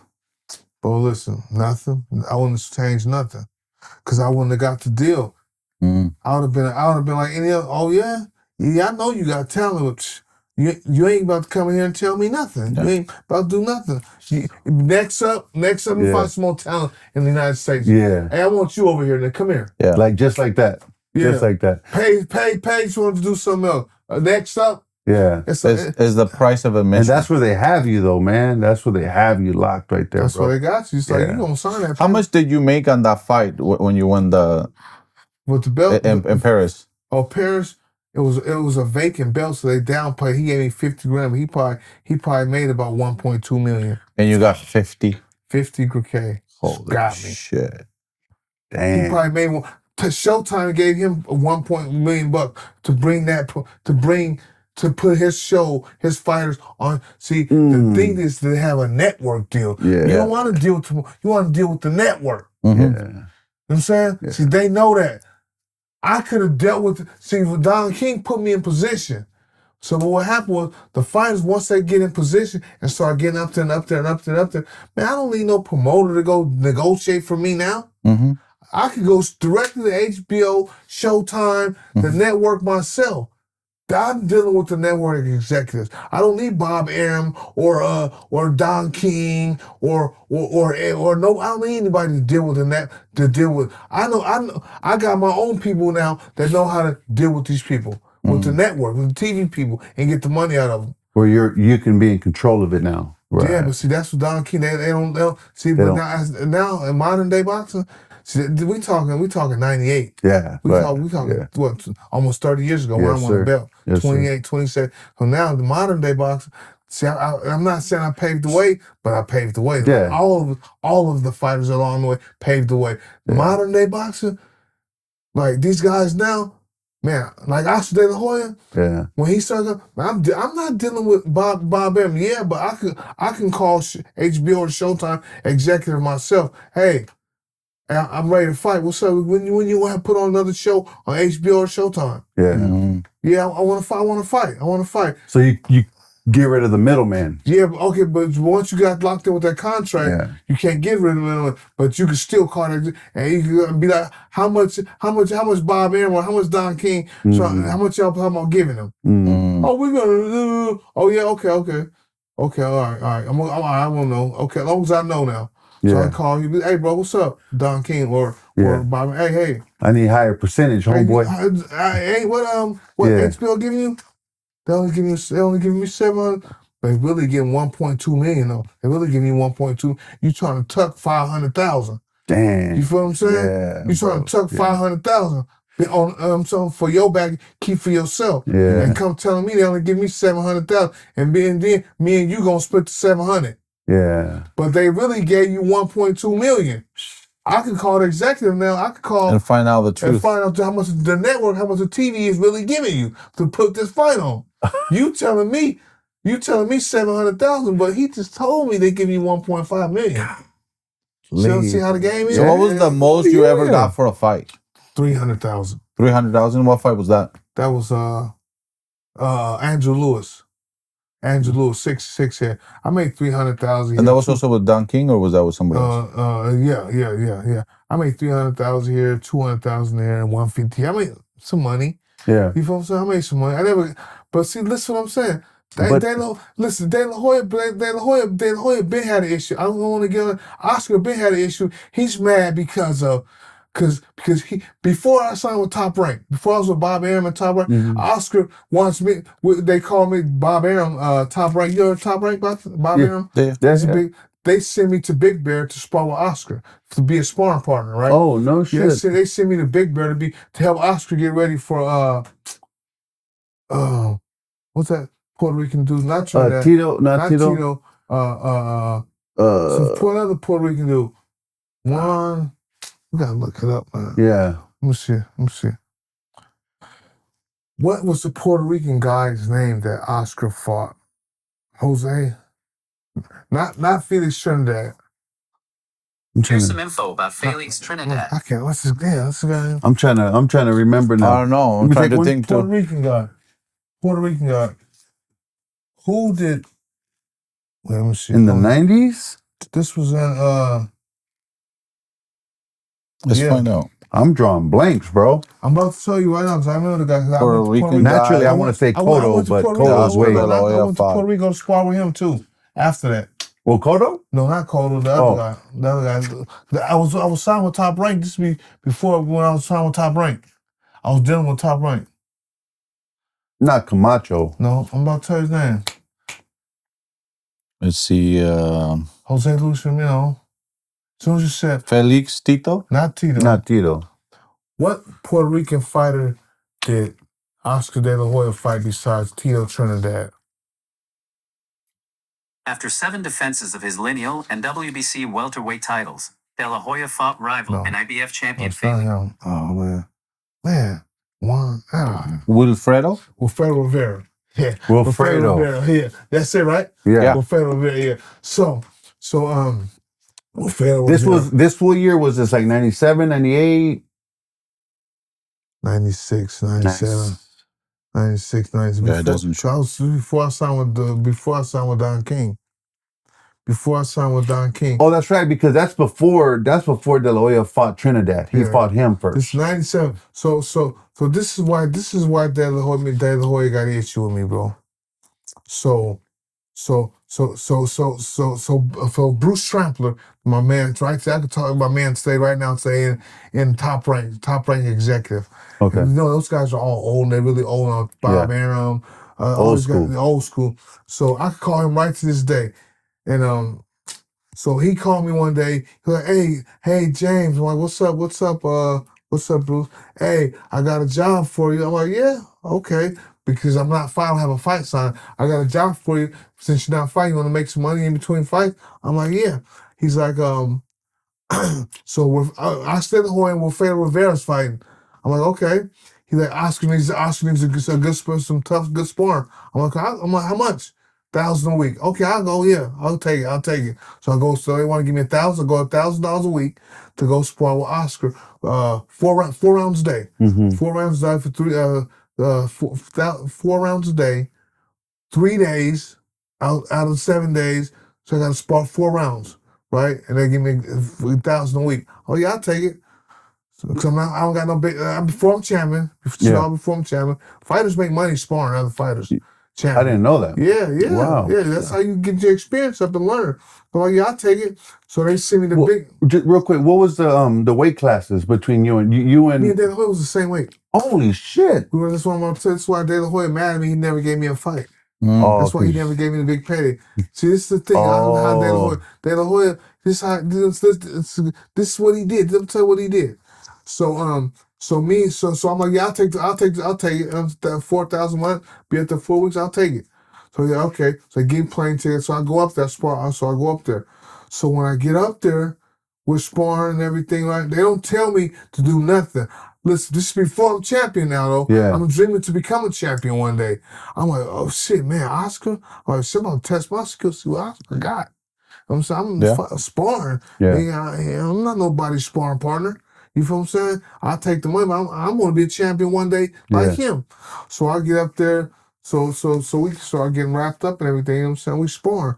Boom, beat our kids. Oscar, beam, drop. Left hook. You dropped him? The same.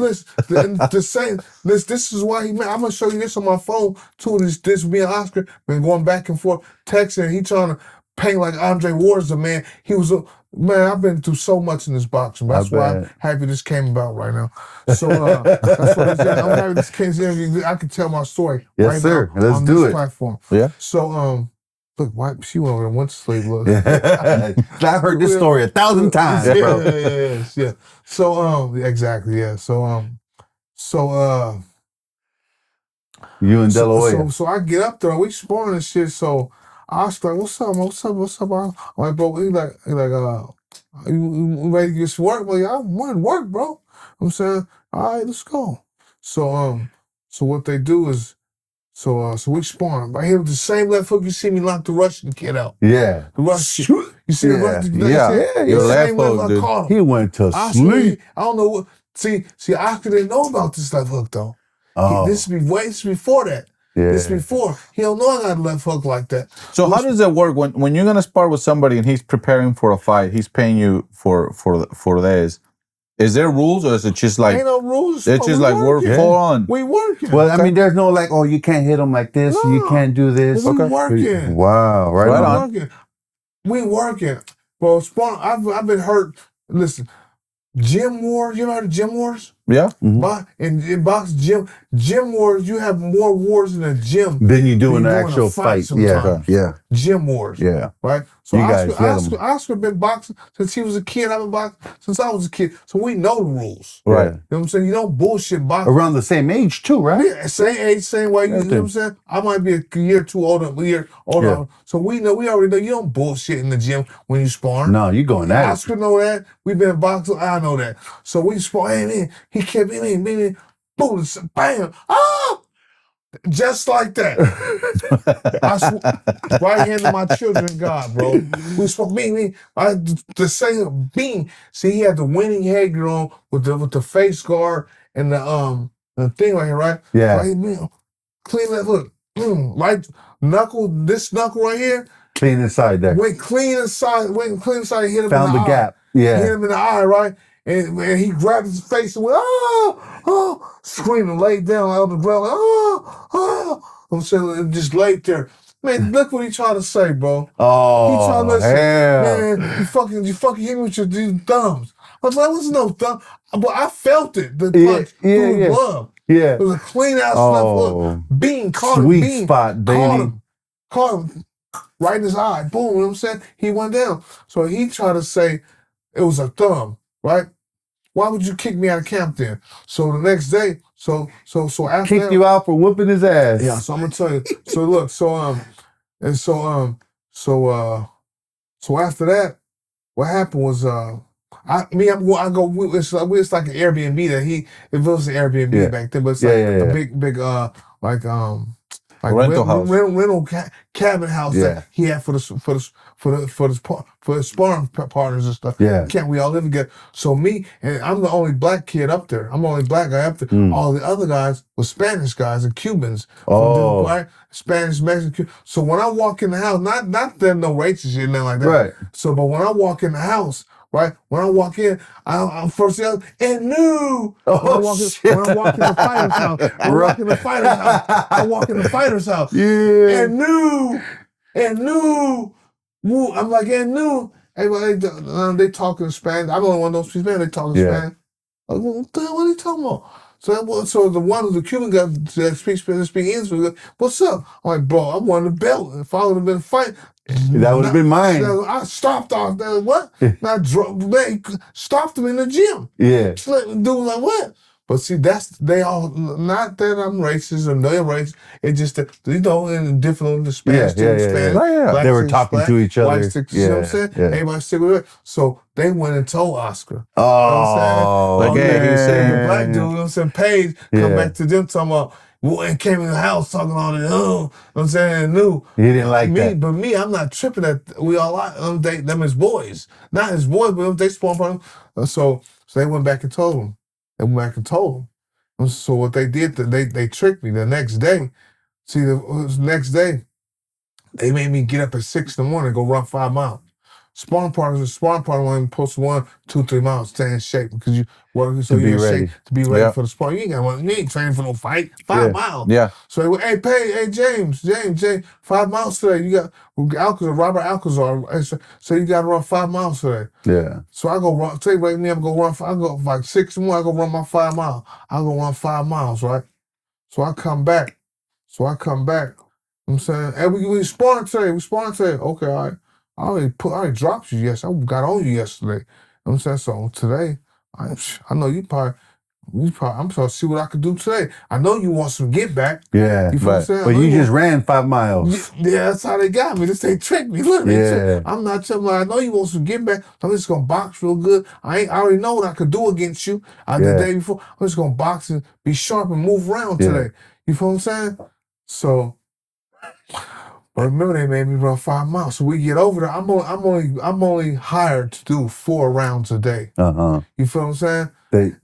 So we get over there. Hey, James, Robert said you're a good sparring partner for Oscar. He wants you to do the whole 12 today. All 12 rounds. Because I would happen Oscar would spar with 4 with you or 5 with you. He worked 12 rounds. Right. So he said, "Hey James, Robert wants you to spar the whole 12 today." I'm like, I ain't thinking that they trying to set me up. I'm like, shit, Oscar know what it is for me. He already know that. He already touched this, baby. He already know what it is for me. So he's trying to prove a point. Yeah, right. But listen, they made me run 5 miles in the morning, and 2-3 hours later, they got me in the ring sparring. And then you don't do that in sport. So I come out, I'm like, all right, I'm confident. I just stopped him the day before. You know what I'm saying? So Oscar come out the first round. Trying to get you. On me. Yeah. I'm like, he wants to get back from yesterday. Yeah. Second round, same shit. He's hitting, tapping everything. Touching my ass up. Next round, same thing. I'm like, what the fuck? Yeah. I'm like, so it dawned on me. Yeah. Everything came before it dawned on me. Man, I'm like, I'm cool. Yeah. Like, I'm good. What you mean? You getting paid for 12 rounds today? No, bro, I get $1,000 a week, bro. Yeah. We all supposed to go 4 rounds. Yeah. I'm not sparring 12 rounds. I'm not going to. It dawned on me in the middle of sparring what they was doing. They made me get up at 6 in the morning and run 5 miles. Yeah. I was talking about you can run the whole 12. They knew. I ran this one. They just at dawn. This is what they trying to do. Set me up to whoop me. Yeah. You know what I'm saying? Yeah. Whoop me. You know what I'm saying? Get Oscar's confidence back. Yeah. Right. You see what I'm saying? Yes. That's what they trying to do. I'm like, it's dawn on me. I ain't supposed to spar. We got 5 guys here. I'm supposed to spar 4-3, maybe 5. Dude come in and spar 4-3, maybe 5. The other dude come in and spar 5, finish off the 12. They want me to go the whole 12. You see what I'm saying? Yeah. And they made me get up at 5 in the morning. They don't make them sparring partner one. So how many rounds you end up going? I end up going like 4 rounds. Because every time I come out, he fucking going stupid on me. Trying to get you back. Yeah, Trying to get you back. I see what they're trying to do. I'm like, I'm cool. Say, what you mean? I'm like, okay, so later that night, they come and say, hey, James, they got you a ticket to go home in the morning. It's like they say you're not what Robert said, you're not what he needs to help Oscar get ready for this fight. I'm like, all right. So I called Bruce Chapman, Top Rank Box. I'm like, hey, Bruce, he said, I already know. I'm gonna send you over to I'm gonna send you to Puerto Rico. You go to Puerto Rico? I'm like, yeah, I go to Puerto Rico. I'm like, I go to Puerto Rico. So he said, yeah, I'm gonna send you to Puerto Rico. So just instead of coming back home, she's gonna plan to go to Puerto Rico. I'm like, all right. So they see me. So this is all Top Rank fighters. So they both signed on Top Rank. So I go to Puerto Rico. They pick me up. The same thing. But I'm whooping on Rivera. Pop, pop, no pop, pop, shit, bro. Sparring, pop, pop, pop, pop. Whooping, pop. You know what I'm saying? That's when I really, really, really, really, really start believing in myself now. Yeah. I'm like, damn. You just fought the 2 top dogs, bro. I'm with Rivera. I'm whooping on him. Yeah. Whooped on Oscar, you know what I'm saying? So I'm like, shit, I do belong here. You know what I'm saying? So, bro, I messed that up though. Listen, I'm training. So I train. So after a fight, Top Rank give me one fight. I beat a guy, the referee Richard Steele. Yeah. The black referee Richard Steele. So he is managed fighters too. So he had a fighter. Oh shit! He had a fighter who was 12-0 named Ross Thompson.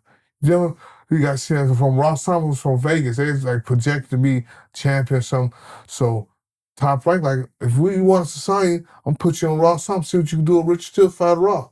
You beat Ross, you signed. I'm Yeah. like, all right. So I beat Ross to shine on 10 rounds unanimous decision.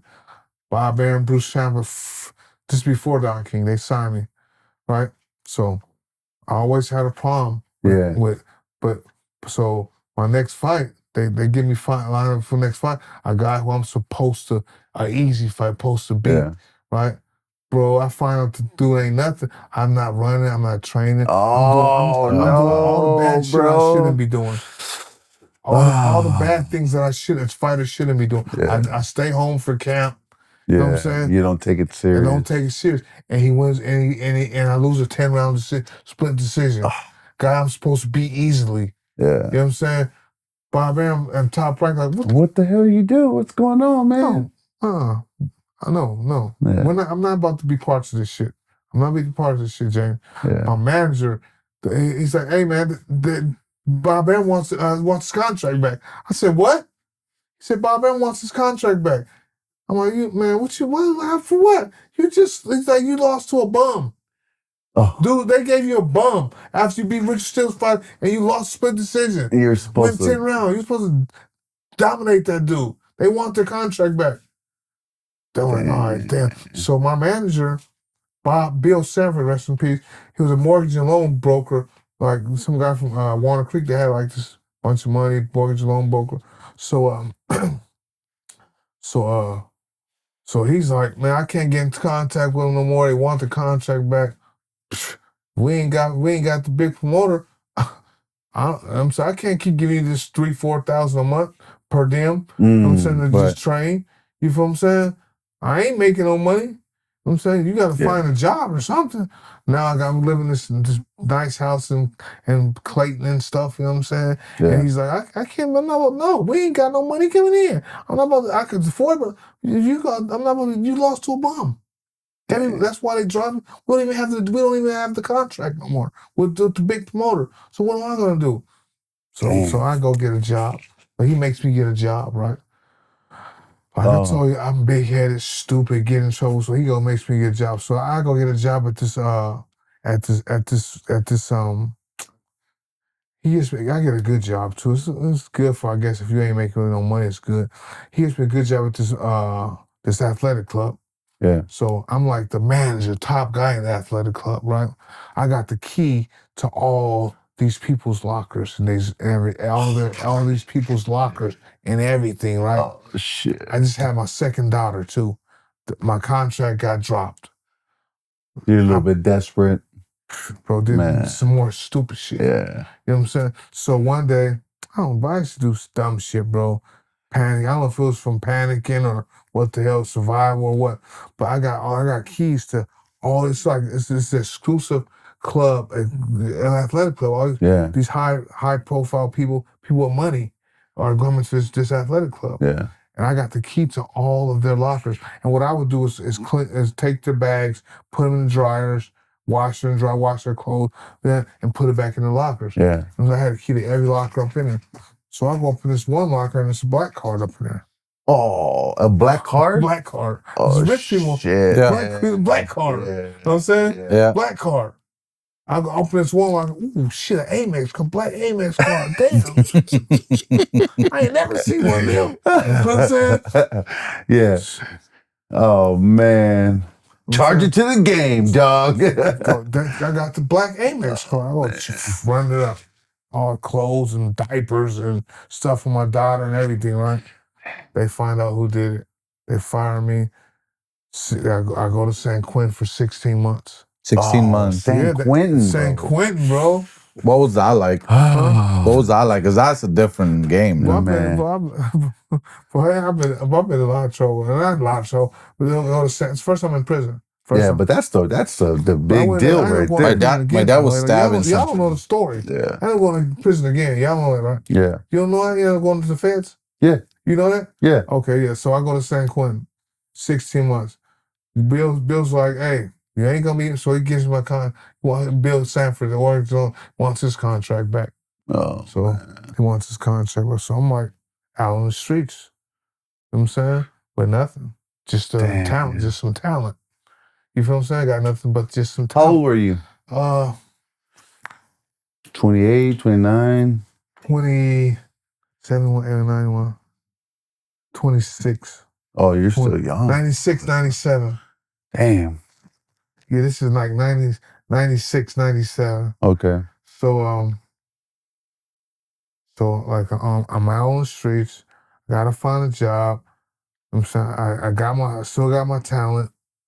So that's when me and the guy DeLawrence, I got no promoter, I got no manager, I got no money, just got out of prison. Yeah. All I got is me and some talent. Yeah. Oh, and that's when you guys then reached out to John King, and that's. So that's after you came out from San Quentin. Yeah. I got nothing but me and some talent. Fought on USA, ESPN. Everybody knows me. James Page, the boxer from the Bay Area. Yeah. You know what I'm saying? So that's when we start calling Don. I'm going to the gym still on my own. Mm-hmm. You know what I'm saying? Trying to get this. And then Don King knows who I am already. Mm-hmm. Yeah. I've been boxing, so he reaches out, he reaches back. That's how we get with Don King. Don King give me whatever I want. He knows, but listen, only thing with Page, you just gotta keep your foot on his neck. Yeah. You know what I'm saying? You can't be he ain't one of them fighters. He's a bad, so he used to tell me, you're a bad motherfucker, but you just gotta be watched. Yeah. You like Mike. Got bad habits. You just like Mike. I gotta watch your ass. Yeah. That's what Don used to always tell me. You can fight, you a bad motherfucker, boy, but your ass don't want to listen. You gotta be watched. You know what I'm saying? So that's exactly how he used to talk to me. So he'd get me. At that point though, what was your record? I was 20. I was maybe 19. And 1? No, because I had lost early in my career. I had two guys who I had lost to early in my career. They both won the world championship. Oh, no shit. Zach Padilla was a WBO champion. And then Stevie Johnson, little Stevie Johnson. Yeah. Little Stevie Johnson. He was a 100 lightweight champion. I fought them. I was like, those are fights I should not even took. I wasn't even ready yet. Oh. Leroy motherfucker. You're still young. And it was close fights. And I was in the streets. Yeah. Smoking weed, not training, no training camp. Yeah. I never was good. That was on some strength off the streets fighting. Yeah. Not in training camp. Just used to go to the gym. Go to the gym, train, leave the gym, go home, smoke a blunt, drink a beer. Yeah. That was in them time. Yeah. Hey, you want to fight Stevie Johnson? Yeah, I'll fight him. Fuck it. Yeah, I'll fight him. How much money I'm making? Exactly. I'll take the fight. Yeah. You know what I'm saying? I'll take that fight. Yeah. But I always went to the gym. All right. So you got with Don King. Yeah, one thing about when they told me I was good, I always went to the gym. I don't care if I was going home drinking a beer, smoking a joint. You were still working out. I still went to the gym. Right on. You feel me? Nobody knew, but when you fight these elite guys, you can't be going to the gym and coming home smoking weed and drinking. Those fools is in training camp. Yeah. They got 24/7. Yeah, you know what I'm saying? Super in shape, dog. We both got the same talent, but the intangibles. Yeah, but they're taking their physique and their bodies, they're redlining, right? They're like all the way to max. Like, exactly. Yeah, hard work beats talent when talent doesn't work hard. Exactly. So that's what I have. And they both won the world. So I lost those fights, 2 of those fights. Remember I lost the fight where I told you where they dropped my contract. Yeah, right. Yeah. Then I lost that fight, so that was 3. So now I'm like 17 or 17-3 or something like that. So I don't know, I'm 17-3. But you didn't lose because you got knocked out. You lost just for decision. I never been stopped from fighting until I didn't fight for 12 years and came back. Yeah. So I was off 12 years. Woo! Andrew Lewis. I fought Andrew 6-year Lewis. So so that was before that was the comeback Don King. attempt. Then you're with Don King. You go to Paris, and then what's after that? Oh, I won a belt. I won a defenses. I fought Jose Luis Lopez. My very first. That was fight. a great fight, bro. Yeah, it was. Damn. Watch the Jose Luis Lopez Ike Corte fight. Okay. Watch that fight. They made that fight a draw because they was trying to make Corte and De La Hoya. Oh. You see what I'm saying? Yeah. But man, Ike Corte Yeah. got his ass whooped by Lopez for real. They should. But I'm saying, And but what happened was for me to first I was an interim champion at first. Oh, When I okay. fought Lopez, I wasn't considered the official champion, WBA welterweight champion until I fought Jose Luis Lopez. Okay. You know what I'm saying? Yeah. And once I fought Lopez and beat him, you seen that fight with Lopez. Yeah, man, that was a war, listen, bro. So now you see this Lopez. Corte only fought Lopez because he had to. He didn't want De La Hoya. Then was like, go ahead and do your mandatory first. After you do your mandatory against Lopez, if you get past that fight, then I'll give you a fight. Then I'll give you the big payday, $7 million payday. Yeah. Let me see what you do against Lopez. Man, Corte got his ass. He got dropped like 2 or 3 times. And I watched that fight. Then they made it a draw, so De La Hoya was like, okay, I'll take the big fight for you. It was a big fight. Yeah. You ever heard of Corte? Yeah. I watched that fight. Yeah. That's why De La Hoya, like, you beat Lopez. But see me, I had to fight Lopez after he beat Corte, or they made fight with the draw. I had to, for me to be the official champion after I beat the Russian in Paris, for me to be official champion, I had to fight Lopez. Okay. Because he was the real #1 contender. Wow. You see what I'm saying? Yeah. Mm-hmm. After Corte fought De La Hoya. Yeah. The Corte like, shit, I fought the draw. I'm not about to run that shit, man. I got a big ass $1 million payday over here with De La Hoya. You can have that shit. I'm about to strip me. I don't care. Yeah. I'm gonna get these millions. Yeah. Fight De La Hoya. So after I knocked the Russian, like I said, I was gonna be the real official champion until I fought Lopez. Yeah. Then you beat Lopez, then you're the official champion. See, Lou Duvenem didn't think I was gonna beat Lopez. Damn. Bro, that was an awesome fight, It was a great fight. Lou Duvenem didn't think I was gonna beat Lopez. Yeah. They were surprised because they was like, he ain't fought on this level before. Yeah, I saw, man, he got you down, you got up, you know what I mean? Did you see, man. Did you see where Lou Duvel was putting on water in his trunks, and he gonna stand right and bounce right in the front in the middle of the ring and put on water on the Budweiser something.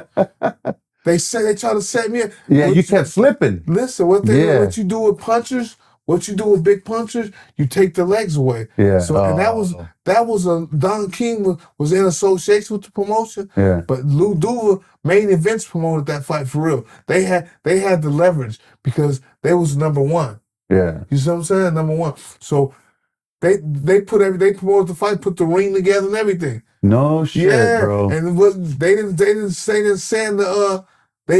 the Budweiser sign. It was slippery there. They didn't send the Budweiser sign. Slippery. And they just put like I told you, if you want to take a puncher's power away, take his legs away. Yeah. And that's what they did. That's why he kept putting water.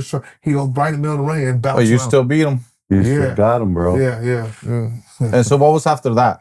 So after Lopez fight? Mm-hmm. Yeah. After Lopez fight, I fought a couple fights, and now that they're telling me, Don King telling me that. Remember Trinidad De La Hoya? Mm-hmm. Yes, that big fight. Don King lied to me again. I find out. Listen, this is what it is. You got De La Hoya. You got Felix Trinidad, right? You got James Page. You got Felix Trinidad, and you got James Page. Me.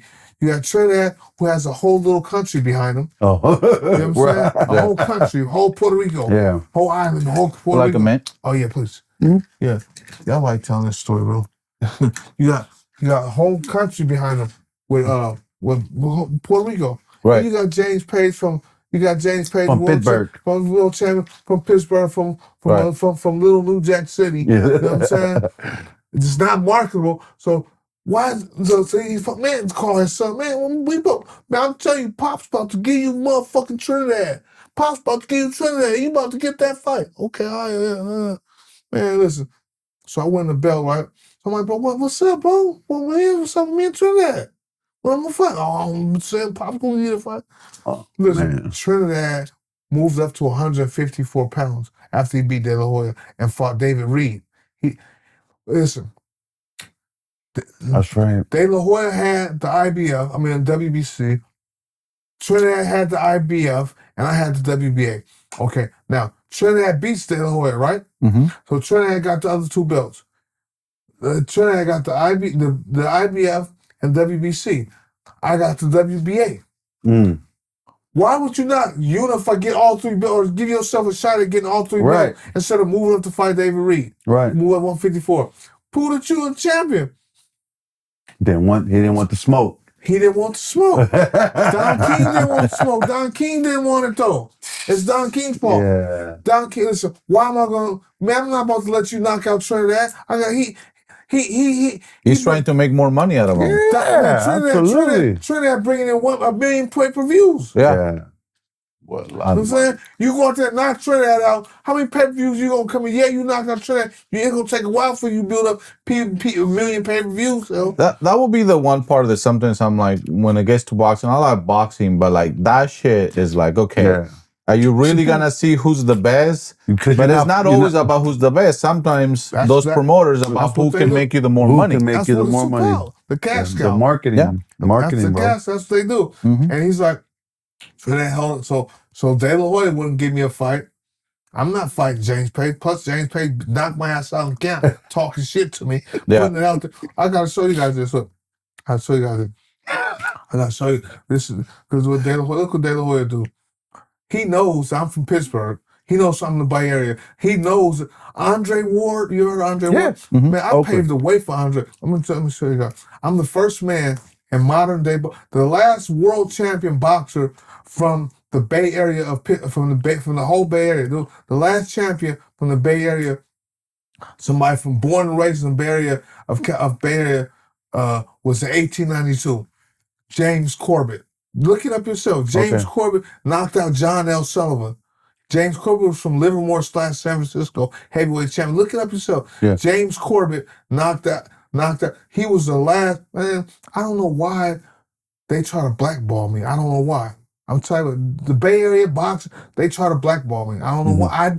I have no understanding why. If it's because I've been in trouble all my life, they feel, and I still won a championship, why would they try to blackball me? Right. I'm the first man in modern day boxing from the Bay Area.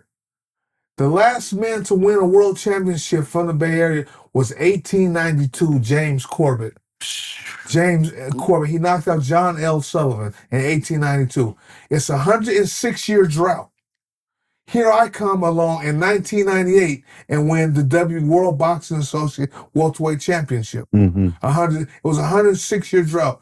I'm the first man in modern day boxing to do it. Yeah. They don't want to. They don't want to give you your flowers. If you go to, man, I don't know why Google or why these people doing this to me. That's why I'm trying to get the Netflix movie, the documentary, and all that. Put that story out there, bro. Yeah. It's a 106-year drought. Nobody from the Bay Area has won a world championship. Well, hey, we got to do what we can to get that story to Netflix, baby. That's right. Netflix. Well, that's why, like, when I saw, because I saw an interview, I think in the press, that's how I found out about you. And then I was bugging you. I know I was saying your DMs for like ever. Like, come on, dude, we got to come on. But this is the thing what I'm saying. Why is Google doing, if you go on Google, who's the first man to win a world championship from the Bay Area? It goes James Corbett to Andre Ward. Yeah, that's what I'm telling you. Yeah. Oh, wow. Yeah, Google does that. Yeah, that's what I'm telling you. That's why we gotta get the story out. Yeah, bro. Hell yeah. It goes from James Corbett, 1892. And it skips you. Skips me, goes on and Google. Right. Anywhere you look on Google. I don't know if it's because I've been in trouble or what. I'm not, that shouldn't matter, though. It shouldn't matter. It shouldn't matter. I'm a good face for it or what. Yeah, it shouldn't matter, though, bro. And the reason I didn't get a shot with De La Hoya or Trinidad because they ducked me, man. They ducked me. I knocked Oscar De La Hoya ass out with a good left hook in the gym. That's why he never fought me. And Trinidad, no. Yeah. They try to say, oh, who's James Page? I'm the man who knocked De La Hoya ass out in Big Bear. That's right. That's right. That's what they say. Oh, what's up? Give me a shot. Well, when you gonna fight me, Trinidad? Who are you? Man, oh, who am I? His people like, who's James Page? Like you don't have a name. Yeah. Yeah. You don't have a name. Oh, I don't have a name. I just knocked out Pestriaev on TV. I said, I've been telling everybody I knocked his ass out in the gym. Right. You know what I'm saying? There's got to be a recording out there somewhere, homeboy. Man, listen, I put this in my right hand to God on all my kids, man. Yeah. I hit De La Hoya with the same left hook you see me knock Andrey Pestriaev with. Yeah. I knocked De La Hoya out in the gym with that same left hook. Bank. A one-hitter quitter. Nice, bro. Dude, yeah, your Nice. left hook is It's fucking nasty, bro. dangerous. It's nasty. This how they do it. This how they doing me, man. So it's supposed to be out there. And, So man, let's get back. So you left boxing for a while, right? And you circled back. You made your attempt to come back. How was that feeling like, man? How was your body responding to that? When did you feel like? When did you know, like, okay, man, I think this is where we have to hang up the gloves? when I made that comeback in 2012, I had fought a guy who had lost his last 6 fights. And it's like, the guy stopped me in the first round. Mm-hmm. And I'm like, and I was in good shape. Yeah. You know what I'm saying? I was in good shape. So it's But like, you were also what, 42 years old. 42 years old. I was 42 Holy years shit, old. that's like basically my age. I was 40, and I had boxing 12 years. I was in shape. Yeah, but at 40, like your body just doesn't respond the same. Yeah. And but I just knew I couldn't do it. It's like, well, ain't gonna try this again. You know what I mean? How did that feel? Because I'm assuming for you to come back, your mind was locked in, but obviously your body was not responding. So how did that feel? Like making that realization that, like, you know, because we go through that just in normal life. Like sometimes I want to do shit that my head thinks I could do, but I'm not, you know, I'm not going out there trying to defend my life. I'm not in the ring. Yeah, but your body tells you a whole different story. How was that realization? Like, how was that? I'm not gonna lie, bro. I thought I could do it. I had been training. Like I thought I was in the best shape of my life. I thought. Yeah. Right. You know what I'm saying? I was awake. Yeah. Training. Yeah. You know what I'm saying? So I thought I was in the greatest shape of my life, mentally and physically. I wasn't doing nothing wrong. No, you know what I'm saying? No bullshit, no drugs, no nothing. I thought I was ready. Yeah. You know what I'm saying? I'm gonna do it. And it's just like I got up in there. It's like nothing would work. Nothing. I just couldn't get it done. All right, man. So you take that hard pill to swallow and you realize, man, I just can't do this no more. You pivoted, right, to coaching, to mentoring. Mm-hmm. What took you down that ladder? What took you down that road to start giving back to the youth? Well, it's always been in my heart to train fighters and train me a champion and give me a champion fighter. You know what I'm saying? It's always been in me to train fighters. And all these fighters, it's like so what happened was, so I had a buddy, you know what I'm saying? I had a buddy who used to be with me when I was young, and he called me like, "Hey, bro, start trying to get this gym to go together. Come help me with this gym." I'm saying, "Come help me with the gym." I'm like, all right. So we just got a little gym. We got our gym. We started recruiting all these little fighters. We started recruiting all these fighters. I'm saying, to train fighters, and they started coming through train. You know what I'm saying? Started training all these fighters, turning them pro, getting them their first pro fight. You know what I'm saying? And being successful, and things was looking good. Training these fighters. Okay, I'll train this, but I always felt I could train fighters. Yeah. So and the thing about it was, I felt if I start giving these fighters everything that I wish I would have did to become even greater, man, imagine how good these fighters will be. That's right. Right. You got me, a former world champion, telling these dudes the do's and don'ts to be able to make great fighters. And that's what I started doing. I got a fighter right now. He's Robert Gutierrez. He's 2-0 with 2 knockouts. I'm taking professional? Yeah, professional. Oh, right on. Yeah, I saw some of his fights. Yeah. Robert Gutierrez, 2-0 with 2 knockouts. I'm training him. I got another little fighter who's a 6-0, Kyle Lakinlale. I started his pro career, trained him. There's just a few little fighters that I train. I want to do. I want to be able to train fighter and have these fighters do everything that I wish I would have somebody had me do. Absolutely. You know what I'm saying? So I know there's no way you could lose. Yes. If you work hard, you got the right trainer teaching you everything, the do's and don'ts of boxing, how to be great in boxing, and the fits giving you the skills to do it. Yeah. You know what I'm saying? How can you lose? So what advice do you give them for when you come across as you put it, knuckleheads, people that just wouldn't get it like you were at that time. Right. Because you had good people around you, but they were just not getting through you. Mm-hmm. So what advice do you give to those, either somebody that you're currently training or just somebody that's watching this? Like, what advice do you give them? What I do, I give them the advice. If they don't take it, I give them the advice. I train them. If they don't take it, because I know what road you're going down. Yeah, you already been down that road. So you know what I do? I turn my back and I go the other way. I don't train them. I've had guys that I've been training, I just walked away. You know what I'm saying? Pros. That they don't want to listen, or their parents are in the way. You know what I'm saying? Their parents are in the way trying to control what's going on. Man, I want all my fighters to be great. I want to give them I want to teach them all the do's and don'ts. What you if I'm training but not just in boxing, but in life. That's what if I'm training your son, if I'm training your kid, man, you ain't got nothing to worry about. I can say if I'm training your kid, and he's a professor, you ain't got nothing to worry about because and he can't fool me. I know everything to the do's and don'ts. Right. And I know what I want for each kid that I'm training. I want more for them than I have for myself. I want more for them. And I know what it takes to get there. So I know what it takes to get your kid become a champion and be great in the sport of boxing. I know what it takes. Mm-hmm. Everything I wish, because I should have been greater than what I was. So that's what I try to teach a fighter. What's a question? What's one truth most people learn too late? What's one thing that most young fighters learn too late? That you gotta listen. Thank you. You gotta take heed and you gotta listen to somebody who's been there. If they're preaching positivity, preaching good to you, preaching be good, do it this way. Mm-hmm. Don't listen to you, listen to this. Listen, man, he's telling you the right thing. He's been there, done that. Yeah. Listen. Try it, listen. Right. I had Willie Rush. He trained Mike Tyson. He trained Evander Holyfield. He trained Meldrick Taylor older. He's dead. Rest in peace. That's who Don King had training me at one time too. Wow. Don King got me the best, man. And I was hard-headed. I fired Willie. Don, I don't want him, Don.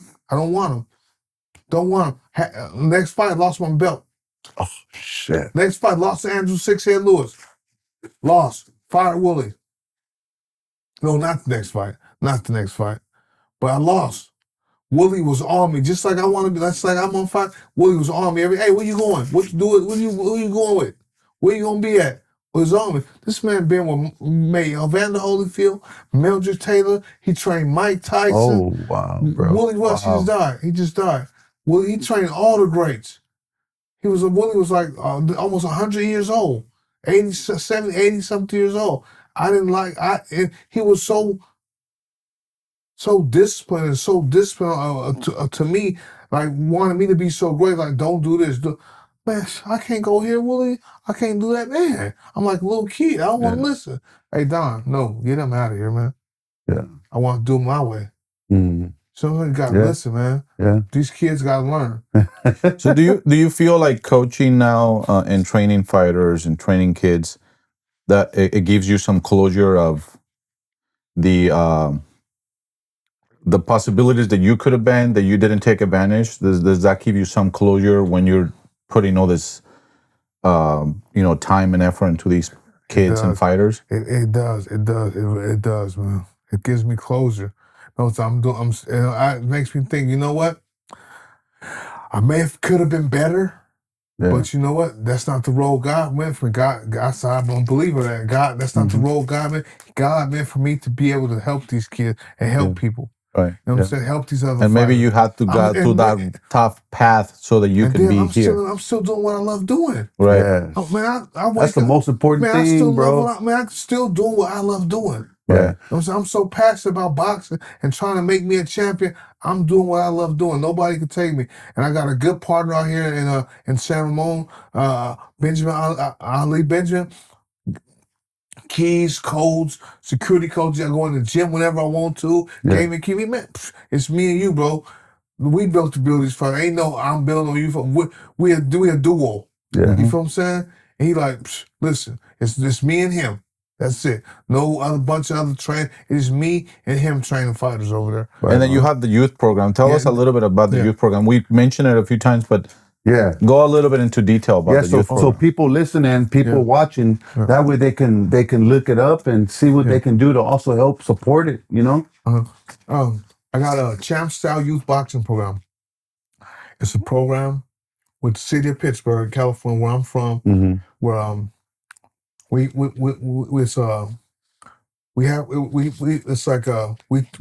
mentor kids for an hour. I get them in the room. Talk to them. Just about to start tomorrow, matter of fact, and starting the fall winter season tomorrow. I get it's 30 kids. I get them in a room from 30 kids from 8 to 17 years old. I get them in a room. Yeah. I get them in a room. I preach to them. I talk to them. I'm saying, how's school? How you been with your mom, your dad, your brothers, your sister? Don't be getting in trouble at school. I'm saying, after that, I grill them. You know what I'm saying? Every day I come up with something to talk to these kids about. Every day I come up with some positive thing to teach them about doing the right things in life. Because I was a hard-headed bat. So I don't want nobody's kids to go through what I went through. Amen. You know what I'm saying? I don't want them to go through that, man.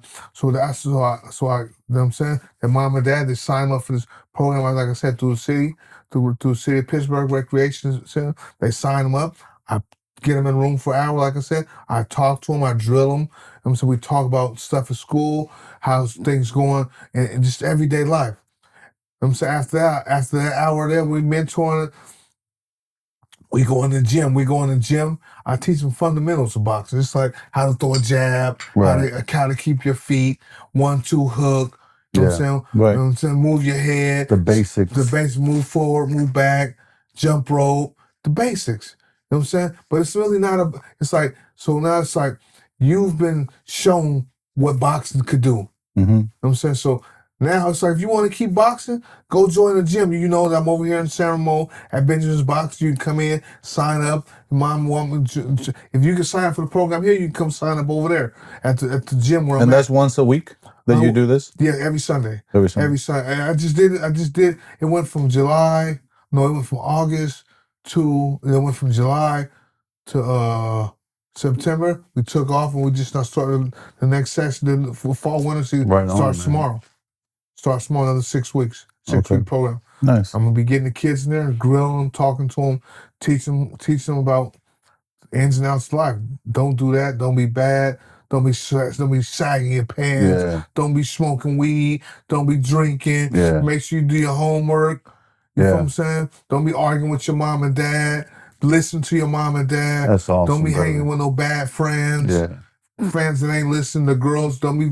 Hey, if you ain't even old enough to have a boyfriend yet, so I don't want you talking to boys yet. Yeah. I do all that. You know what I'm saying? Yeah. I get a bunch of kids. You know what I'm saying? So you said that you guys are promoting a show. Oh, you told me earlier you want to talk to the camera about that so people can find it. So I have my partner who I'm in with the boxing gym in Benjamin's Boxing out in San Ramon. He has a partner, Juan, who has Elite Underdog. He has a small promotion coming. It's not small. He just got into promoting fight. Yeah. So it's Elite Underdog Promotions, and it's associated with Benjamin's Boxing and Champ Style Boxing, my program and my boxing program. So we got pro fighters. So December 6th is gonna be our second pro show at the Pleasanton Fairgrounds. Gonna be 8 pro fights. It's going to start at 7 o'clock. We're promoting our own show. Well, my partner Juan and Benjamin I'm associated with it. I got a couple fighters fighting on the card. You know what I'm saying? You know, I've been blessed, man. I came a long ways. I'm saying I'm grateful. I'm thankful. You know what I'm saying? Making a full circle, brother. Making a full circle. I'm just grateful for it, man. Thankful. You know what I'm saying? It's like they say, with God, man, anything is possible. You ever heard that one? Absolutely. With God, anything is possible. Absolutely. Because, bro, it's like I went through a whole lot to get to this point, where I'm at right now in life. Right on, man. You feel what I'm saying? Right. It's like only thing I could do, I don't take credit for it. Right. I give glory to God, man. I'm a all Christian. Of it. All of it. You feel what I'm saying? I give glory to God that I was able to come full circle. That's all I could say, man. Amen, brother. We like to do this thing where we ask our guests, what's in for the next 10 years, and we ask you to look at the camera and basically talk to yourself in 10 years. Where do you see yourself in 10 years from now? What do you wish you accomplished? What do you wish you have done? So, and this is basically the way we like to look at it is like in 10 years when we have you back, you know, we want to play this video for you again. So we'll be like, okay, I did what I said I was going to do. So talk to yourself in the mirror. In 10 years, I'll be, what? In 10 years, I'll be 65. So in 10 years, my goal is to be able to be healthy enough, first and foremost, to be able to train fighters like I do now. Like I can get in there with the best of them right now and do the mitts and train them and jump rope and just do what it takes to have to be a good trainer. But in 10 years, you know, I'm just to be just still in boxing, still inspiring children to be able to that's the main thing, man. Inspiring kids, man. I ain't gonna lie. That's the main thing, is to be able to inspire kids to do better and be better. You know what I'm saying? Help kids do better and be better. Because there's a lot of kids out there that I know for a fact is that they need people like me and us. They need people like me to inspire them to be better. Positivity. You know what I'm saying? Positivity, because I was that kid. You see what I'm saying? And it's so many people that helped me that I can't even think of them all. You know what I'm saying? But that's my dream, to be able to still working with kids, training fighters. So hopefully in 10 years I'll have a few world champions I'm training. You know what I'm saying? Me and my buddy Ali Benjamin, we'll have a few world champions. We'll still be training fighters and just inspiring and looking back and be like, man, I came a long ways. I mean, a full circle. So if you can go back, right? Even though you know that you were stubborn, you were a knucklehead. If you can just go back for one moment, what would you have told your younger self right now? What would you have told them? What advice would you give your younger self if you can go back? If I can go back, just listen, man. Don't be hard-headed. Listen. Stay out of trouble. Stay off the streets. Don't use drugs. Don't drink. Don't use drugs. Stay out of trouble. You know what I'm saying? And in your future you should be okay. Right. You know what I'm saying? That'd be the main thing I say. Don't use drugs, don't use no mind altering chemicals, and stay out of trouble. Right. And listen. So one more. What would you tell a kid who's becoming a professional? What's the one piece of advice that you would give him for his future in the boxing industry? Work hard, no shortcuts. Get you a good person to read all your contracts. You know what I'm saying? And work hard. And if you tell the future, the world is yours. Just work hard. Don't let nobody get you. Don't let nobody swindle you out your money. Force you to sign contracts that you don't want to sign. Have somebody look at your contracts and work hard and stay focused. Amen. Do you think and part of your hard-headedness and the way you were, I mean, obviously you had a loving mom and a loving dad, and you had your grandmother, your grandparents, but the reality is that they were not there, right? They were not there constantly. Right. So you think that was part of what drove you, like kind of why you ended up and made the mistakes you made during your path? Do you think that play a role, and also do you also think that plays a role on why it's so important for you to inspire kids? The main thing that I think that is what got me off track is my environment. Yeah. My environment. The environment, you know what I'm saying? I'm not going, it's my environment, man. I know, so I can't, it's the environment. The people put, I don't know who did it, the CIA, they put the drugs out there. Yeah. Right. You know what I'm saying? Right. They put the drugs in the hoods. Yeah. On purpose. They put the drugs out there, man. You know what I'm saying? They put the drugs out there. Yeah, bottom line. 100%. You know what I'm saying? That they put the drugs out there and just gave it to the kids. That's what happened. That's what happened. I'm not making no excuses.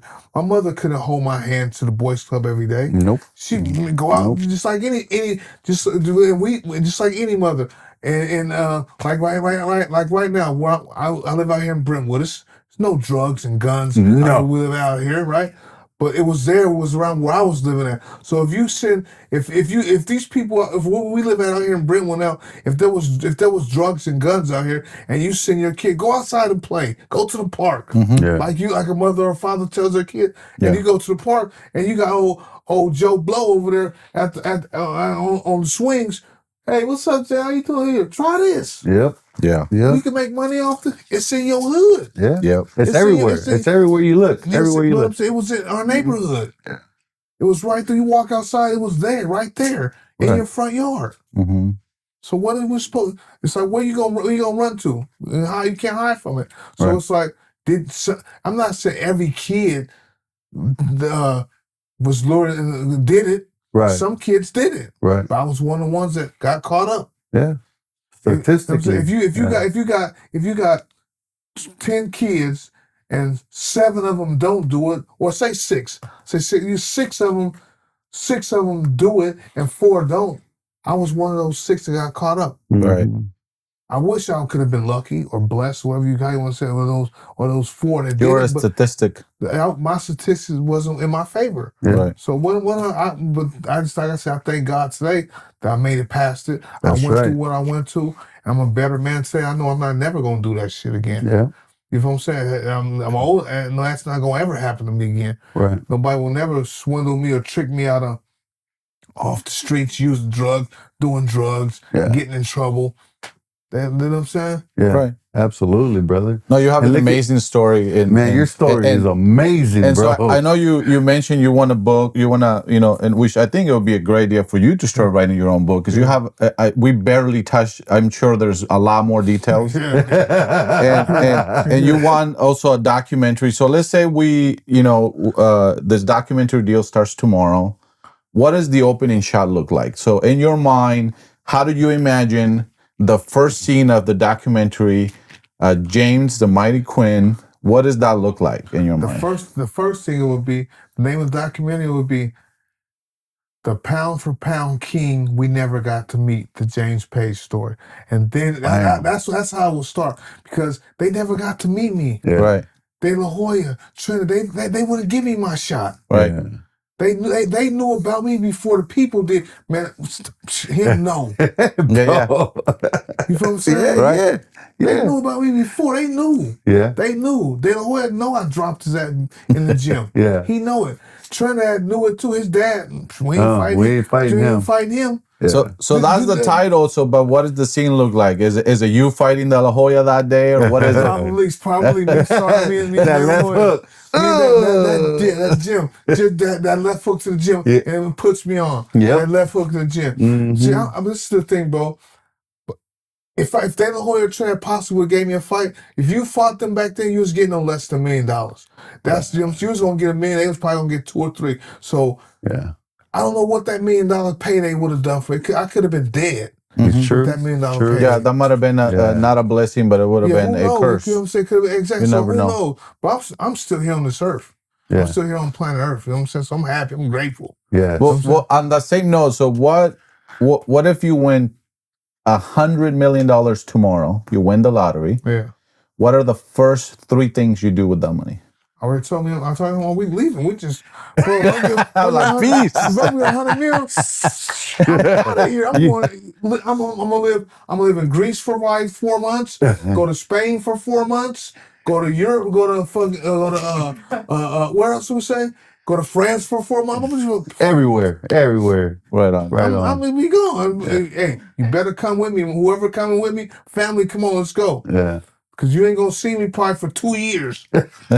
I'm saying, what I hear you. For? I mean, I'm going on a world tour for 2 years. Right on, bro. You know what I'm saying? I'm going on a world tour for 2 years, just live somewhere. All I do is wake up in the morning, eat, sleep, take a shower, go back to sleep, and go do something. I don't got to do work. Yeah. What do you got to do? Spend money.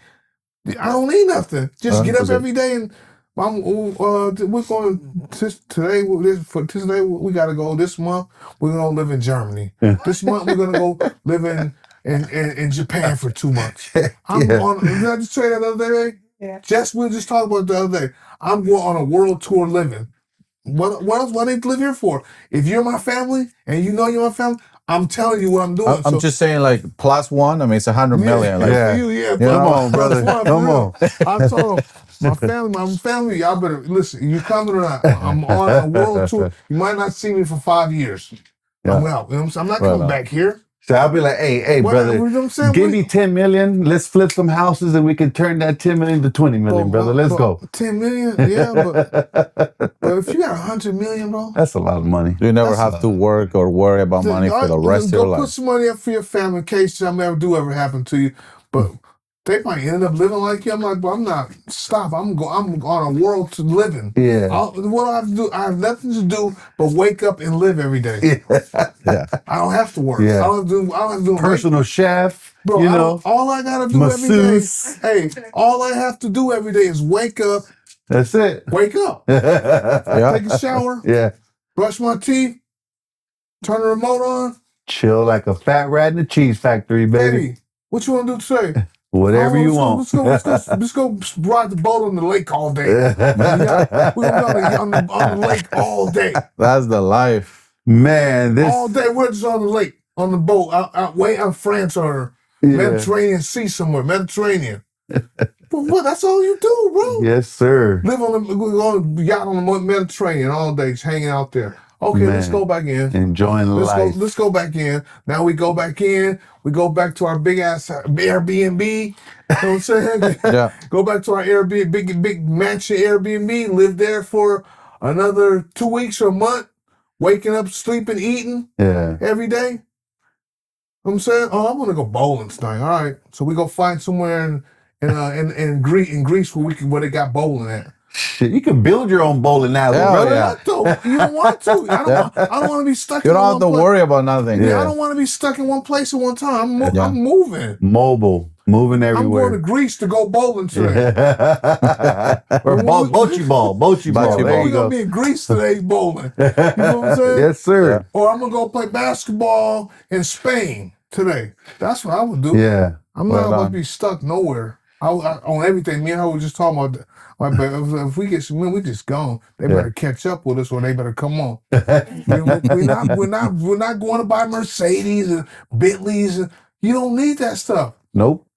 I got all of those waking up, eating, take a shower, chill, watch TV. Yeah, brother. Hey, Uber take you anywhere you gotta go, brother. I ain't driving. I'm not even driving. I'm all the way over in what's the big. Somewhere far away. Yeah. We'll think of a place where I don't know, but Spain? Argentina. Yeah, Argentina. I mean Argentina, man. I mean anywhere but a third world country. You know what I'm saying? I mean anywhere but a third world country. Just chill, wake up. The same thing you would do here. Get up and wake up. Right. Put on some clothes, eat. You ain't gotta work. Right? Yeah. That's the life. Hey, go ahead, brother. What about if you could be any animal in this world, what animal would be and why? Lion. Hell yeah. I knew you were going to say that. Yeah. Lion. Yeah. Lion, man. Nobody gonna mess with you. I could sleep anywhere in the wild, anywhere in the world. Ain't nobody gonna mess with me. Mm-hmm. You know what I'm saying? Yeah. you better tiptoe around this dude, bro. Nobody's gonna mess with me. You know what I'm saying? Lion. Right. 100%. You know, hey, before we wrap it up, man, is there any kind of positive message that you want to leave the people who are going to be watching this, or young men, young women? Any kind of message you want to leave for them? The main thing: if you ain't rich, work hard till you get rich, and if you don't get rich, work hard to be a better you. Amen. Beautiful. Man. You know what I'm saying? And also tell people where they can find you. I know we talk about your programs, whatever you got coming up. Tell them. December 6th, Elite Underdog Promotions we're having a fight at the Pleasanton Fairgrounds. Robert Gutierrez is fighting on that card, the Real Banditos. And you can also find me at James and Mighty Quinn on Instagram. Just a boxing Instagram. I'm saying, and if you have children that want to box, you can bring them over to Benjamin's Boxing. Ask Benjamin Ali, where's James Ali Benjamin? Where's James Page? Or you can sign them up for the gym. You can sign them up and be members of the gym, or you can come find me on every Sunday from 1:30 to 3:30 at the Pittsburg Marina Center, 340 Marina Street in Pittsburg, California. I have a Champ Style Boxing Youth Program. I'm there from 1:30 to 3:30 every Sunday, mentoring and training kids. Right on. Thank man. you. Well, thank you for your time. I really appreciate it. This story is amazing. Yes, absolutely. I apologize for all the hundreds of DMs I sent you, but I'm glad you finally responded. You came in, and this was a great opportunity. I appreciate this. Your story is amazing. This was an inspiration to me. It makes me feel good to be able to do this, put my story out to let the people see what's going on, and just keep working hard and try to get that 100 million. That's right. So I can just That's wake right. up. Any part of the world, you know what I'm saying? That's what I'm working for. Man, we're gonna do our best. We're gonna push your story. We're gonna push the clips. We're gonna have people as far as we possibly can hear everything that we talked about, bro. Appreciate it, man. I want to give you your flowers, man. Thank you. You know, you had many times to quit. I come from the neighborhood too. I know how difficult it is and how hard it is to get away from it, how it holds you down, but you kept fighting, you kept pushing, and look at you now, man, giving back and inspiring the next young fighters, right? Pushing them in the right direction, reminding them not to travel down the road you went down, right? Because that's how we give back, man. That's what God put us here, is to inspire the next generation, to definitely point them in the right direction. So I give you your flowers for that, man. You're a great man. And I hopefully see you at church tomorrow, bro. Hopefully, right? You know what I'm saying? We gonna be. I'm gonna be. Know what I'm saying is I'm gonna be looking for you, bro. I'm gonna be looking for you. I'll be there, man. See you tomorrow, man. And if you guys took something from this conversation today, is you can be knocked down, but you can get up. Right. He did it multiple times through his life. He's sitting here today. He's inspiring people. So you guys know what time it is. Like, follow, and subscribe. Leave us a comment. Share it everywhere. We need to share this story to the world. Thank you for listening to us. That's right. Burn the shit. Burn the shit, Roots baby. of Ambition, man. The Roots of Ambition podcast, baby. Let's go. Let's do it. Yes, sir. Thank you, sir. Man. Hey, we have a few more questions for you, so you stay right there. Fortune only favors the ones who bow out proud. Burn the ships, no turning around. Put our backs to the edge and our feet on the ground. We talk about the climb, the grit, and the scars. The roots run deep and the dreams reach far. Yeah, these are the roots, the roots of ambition. Stories of risking it all with conviction. From fatherhood to building a brand, we talk about the moment you finally took a stand. It's heart, it's truth, it's vision. This is the roots of ambition, yeah.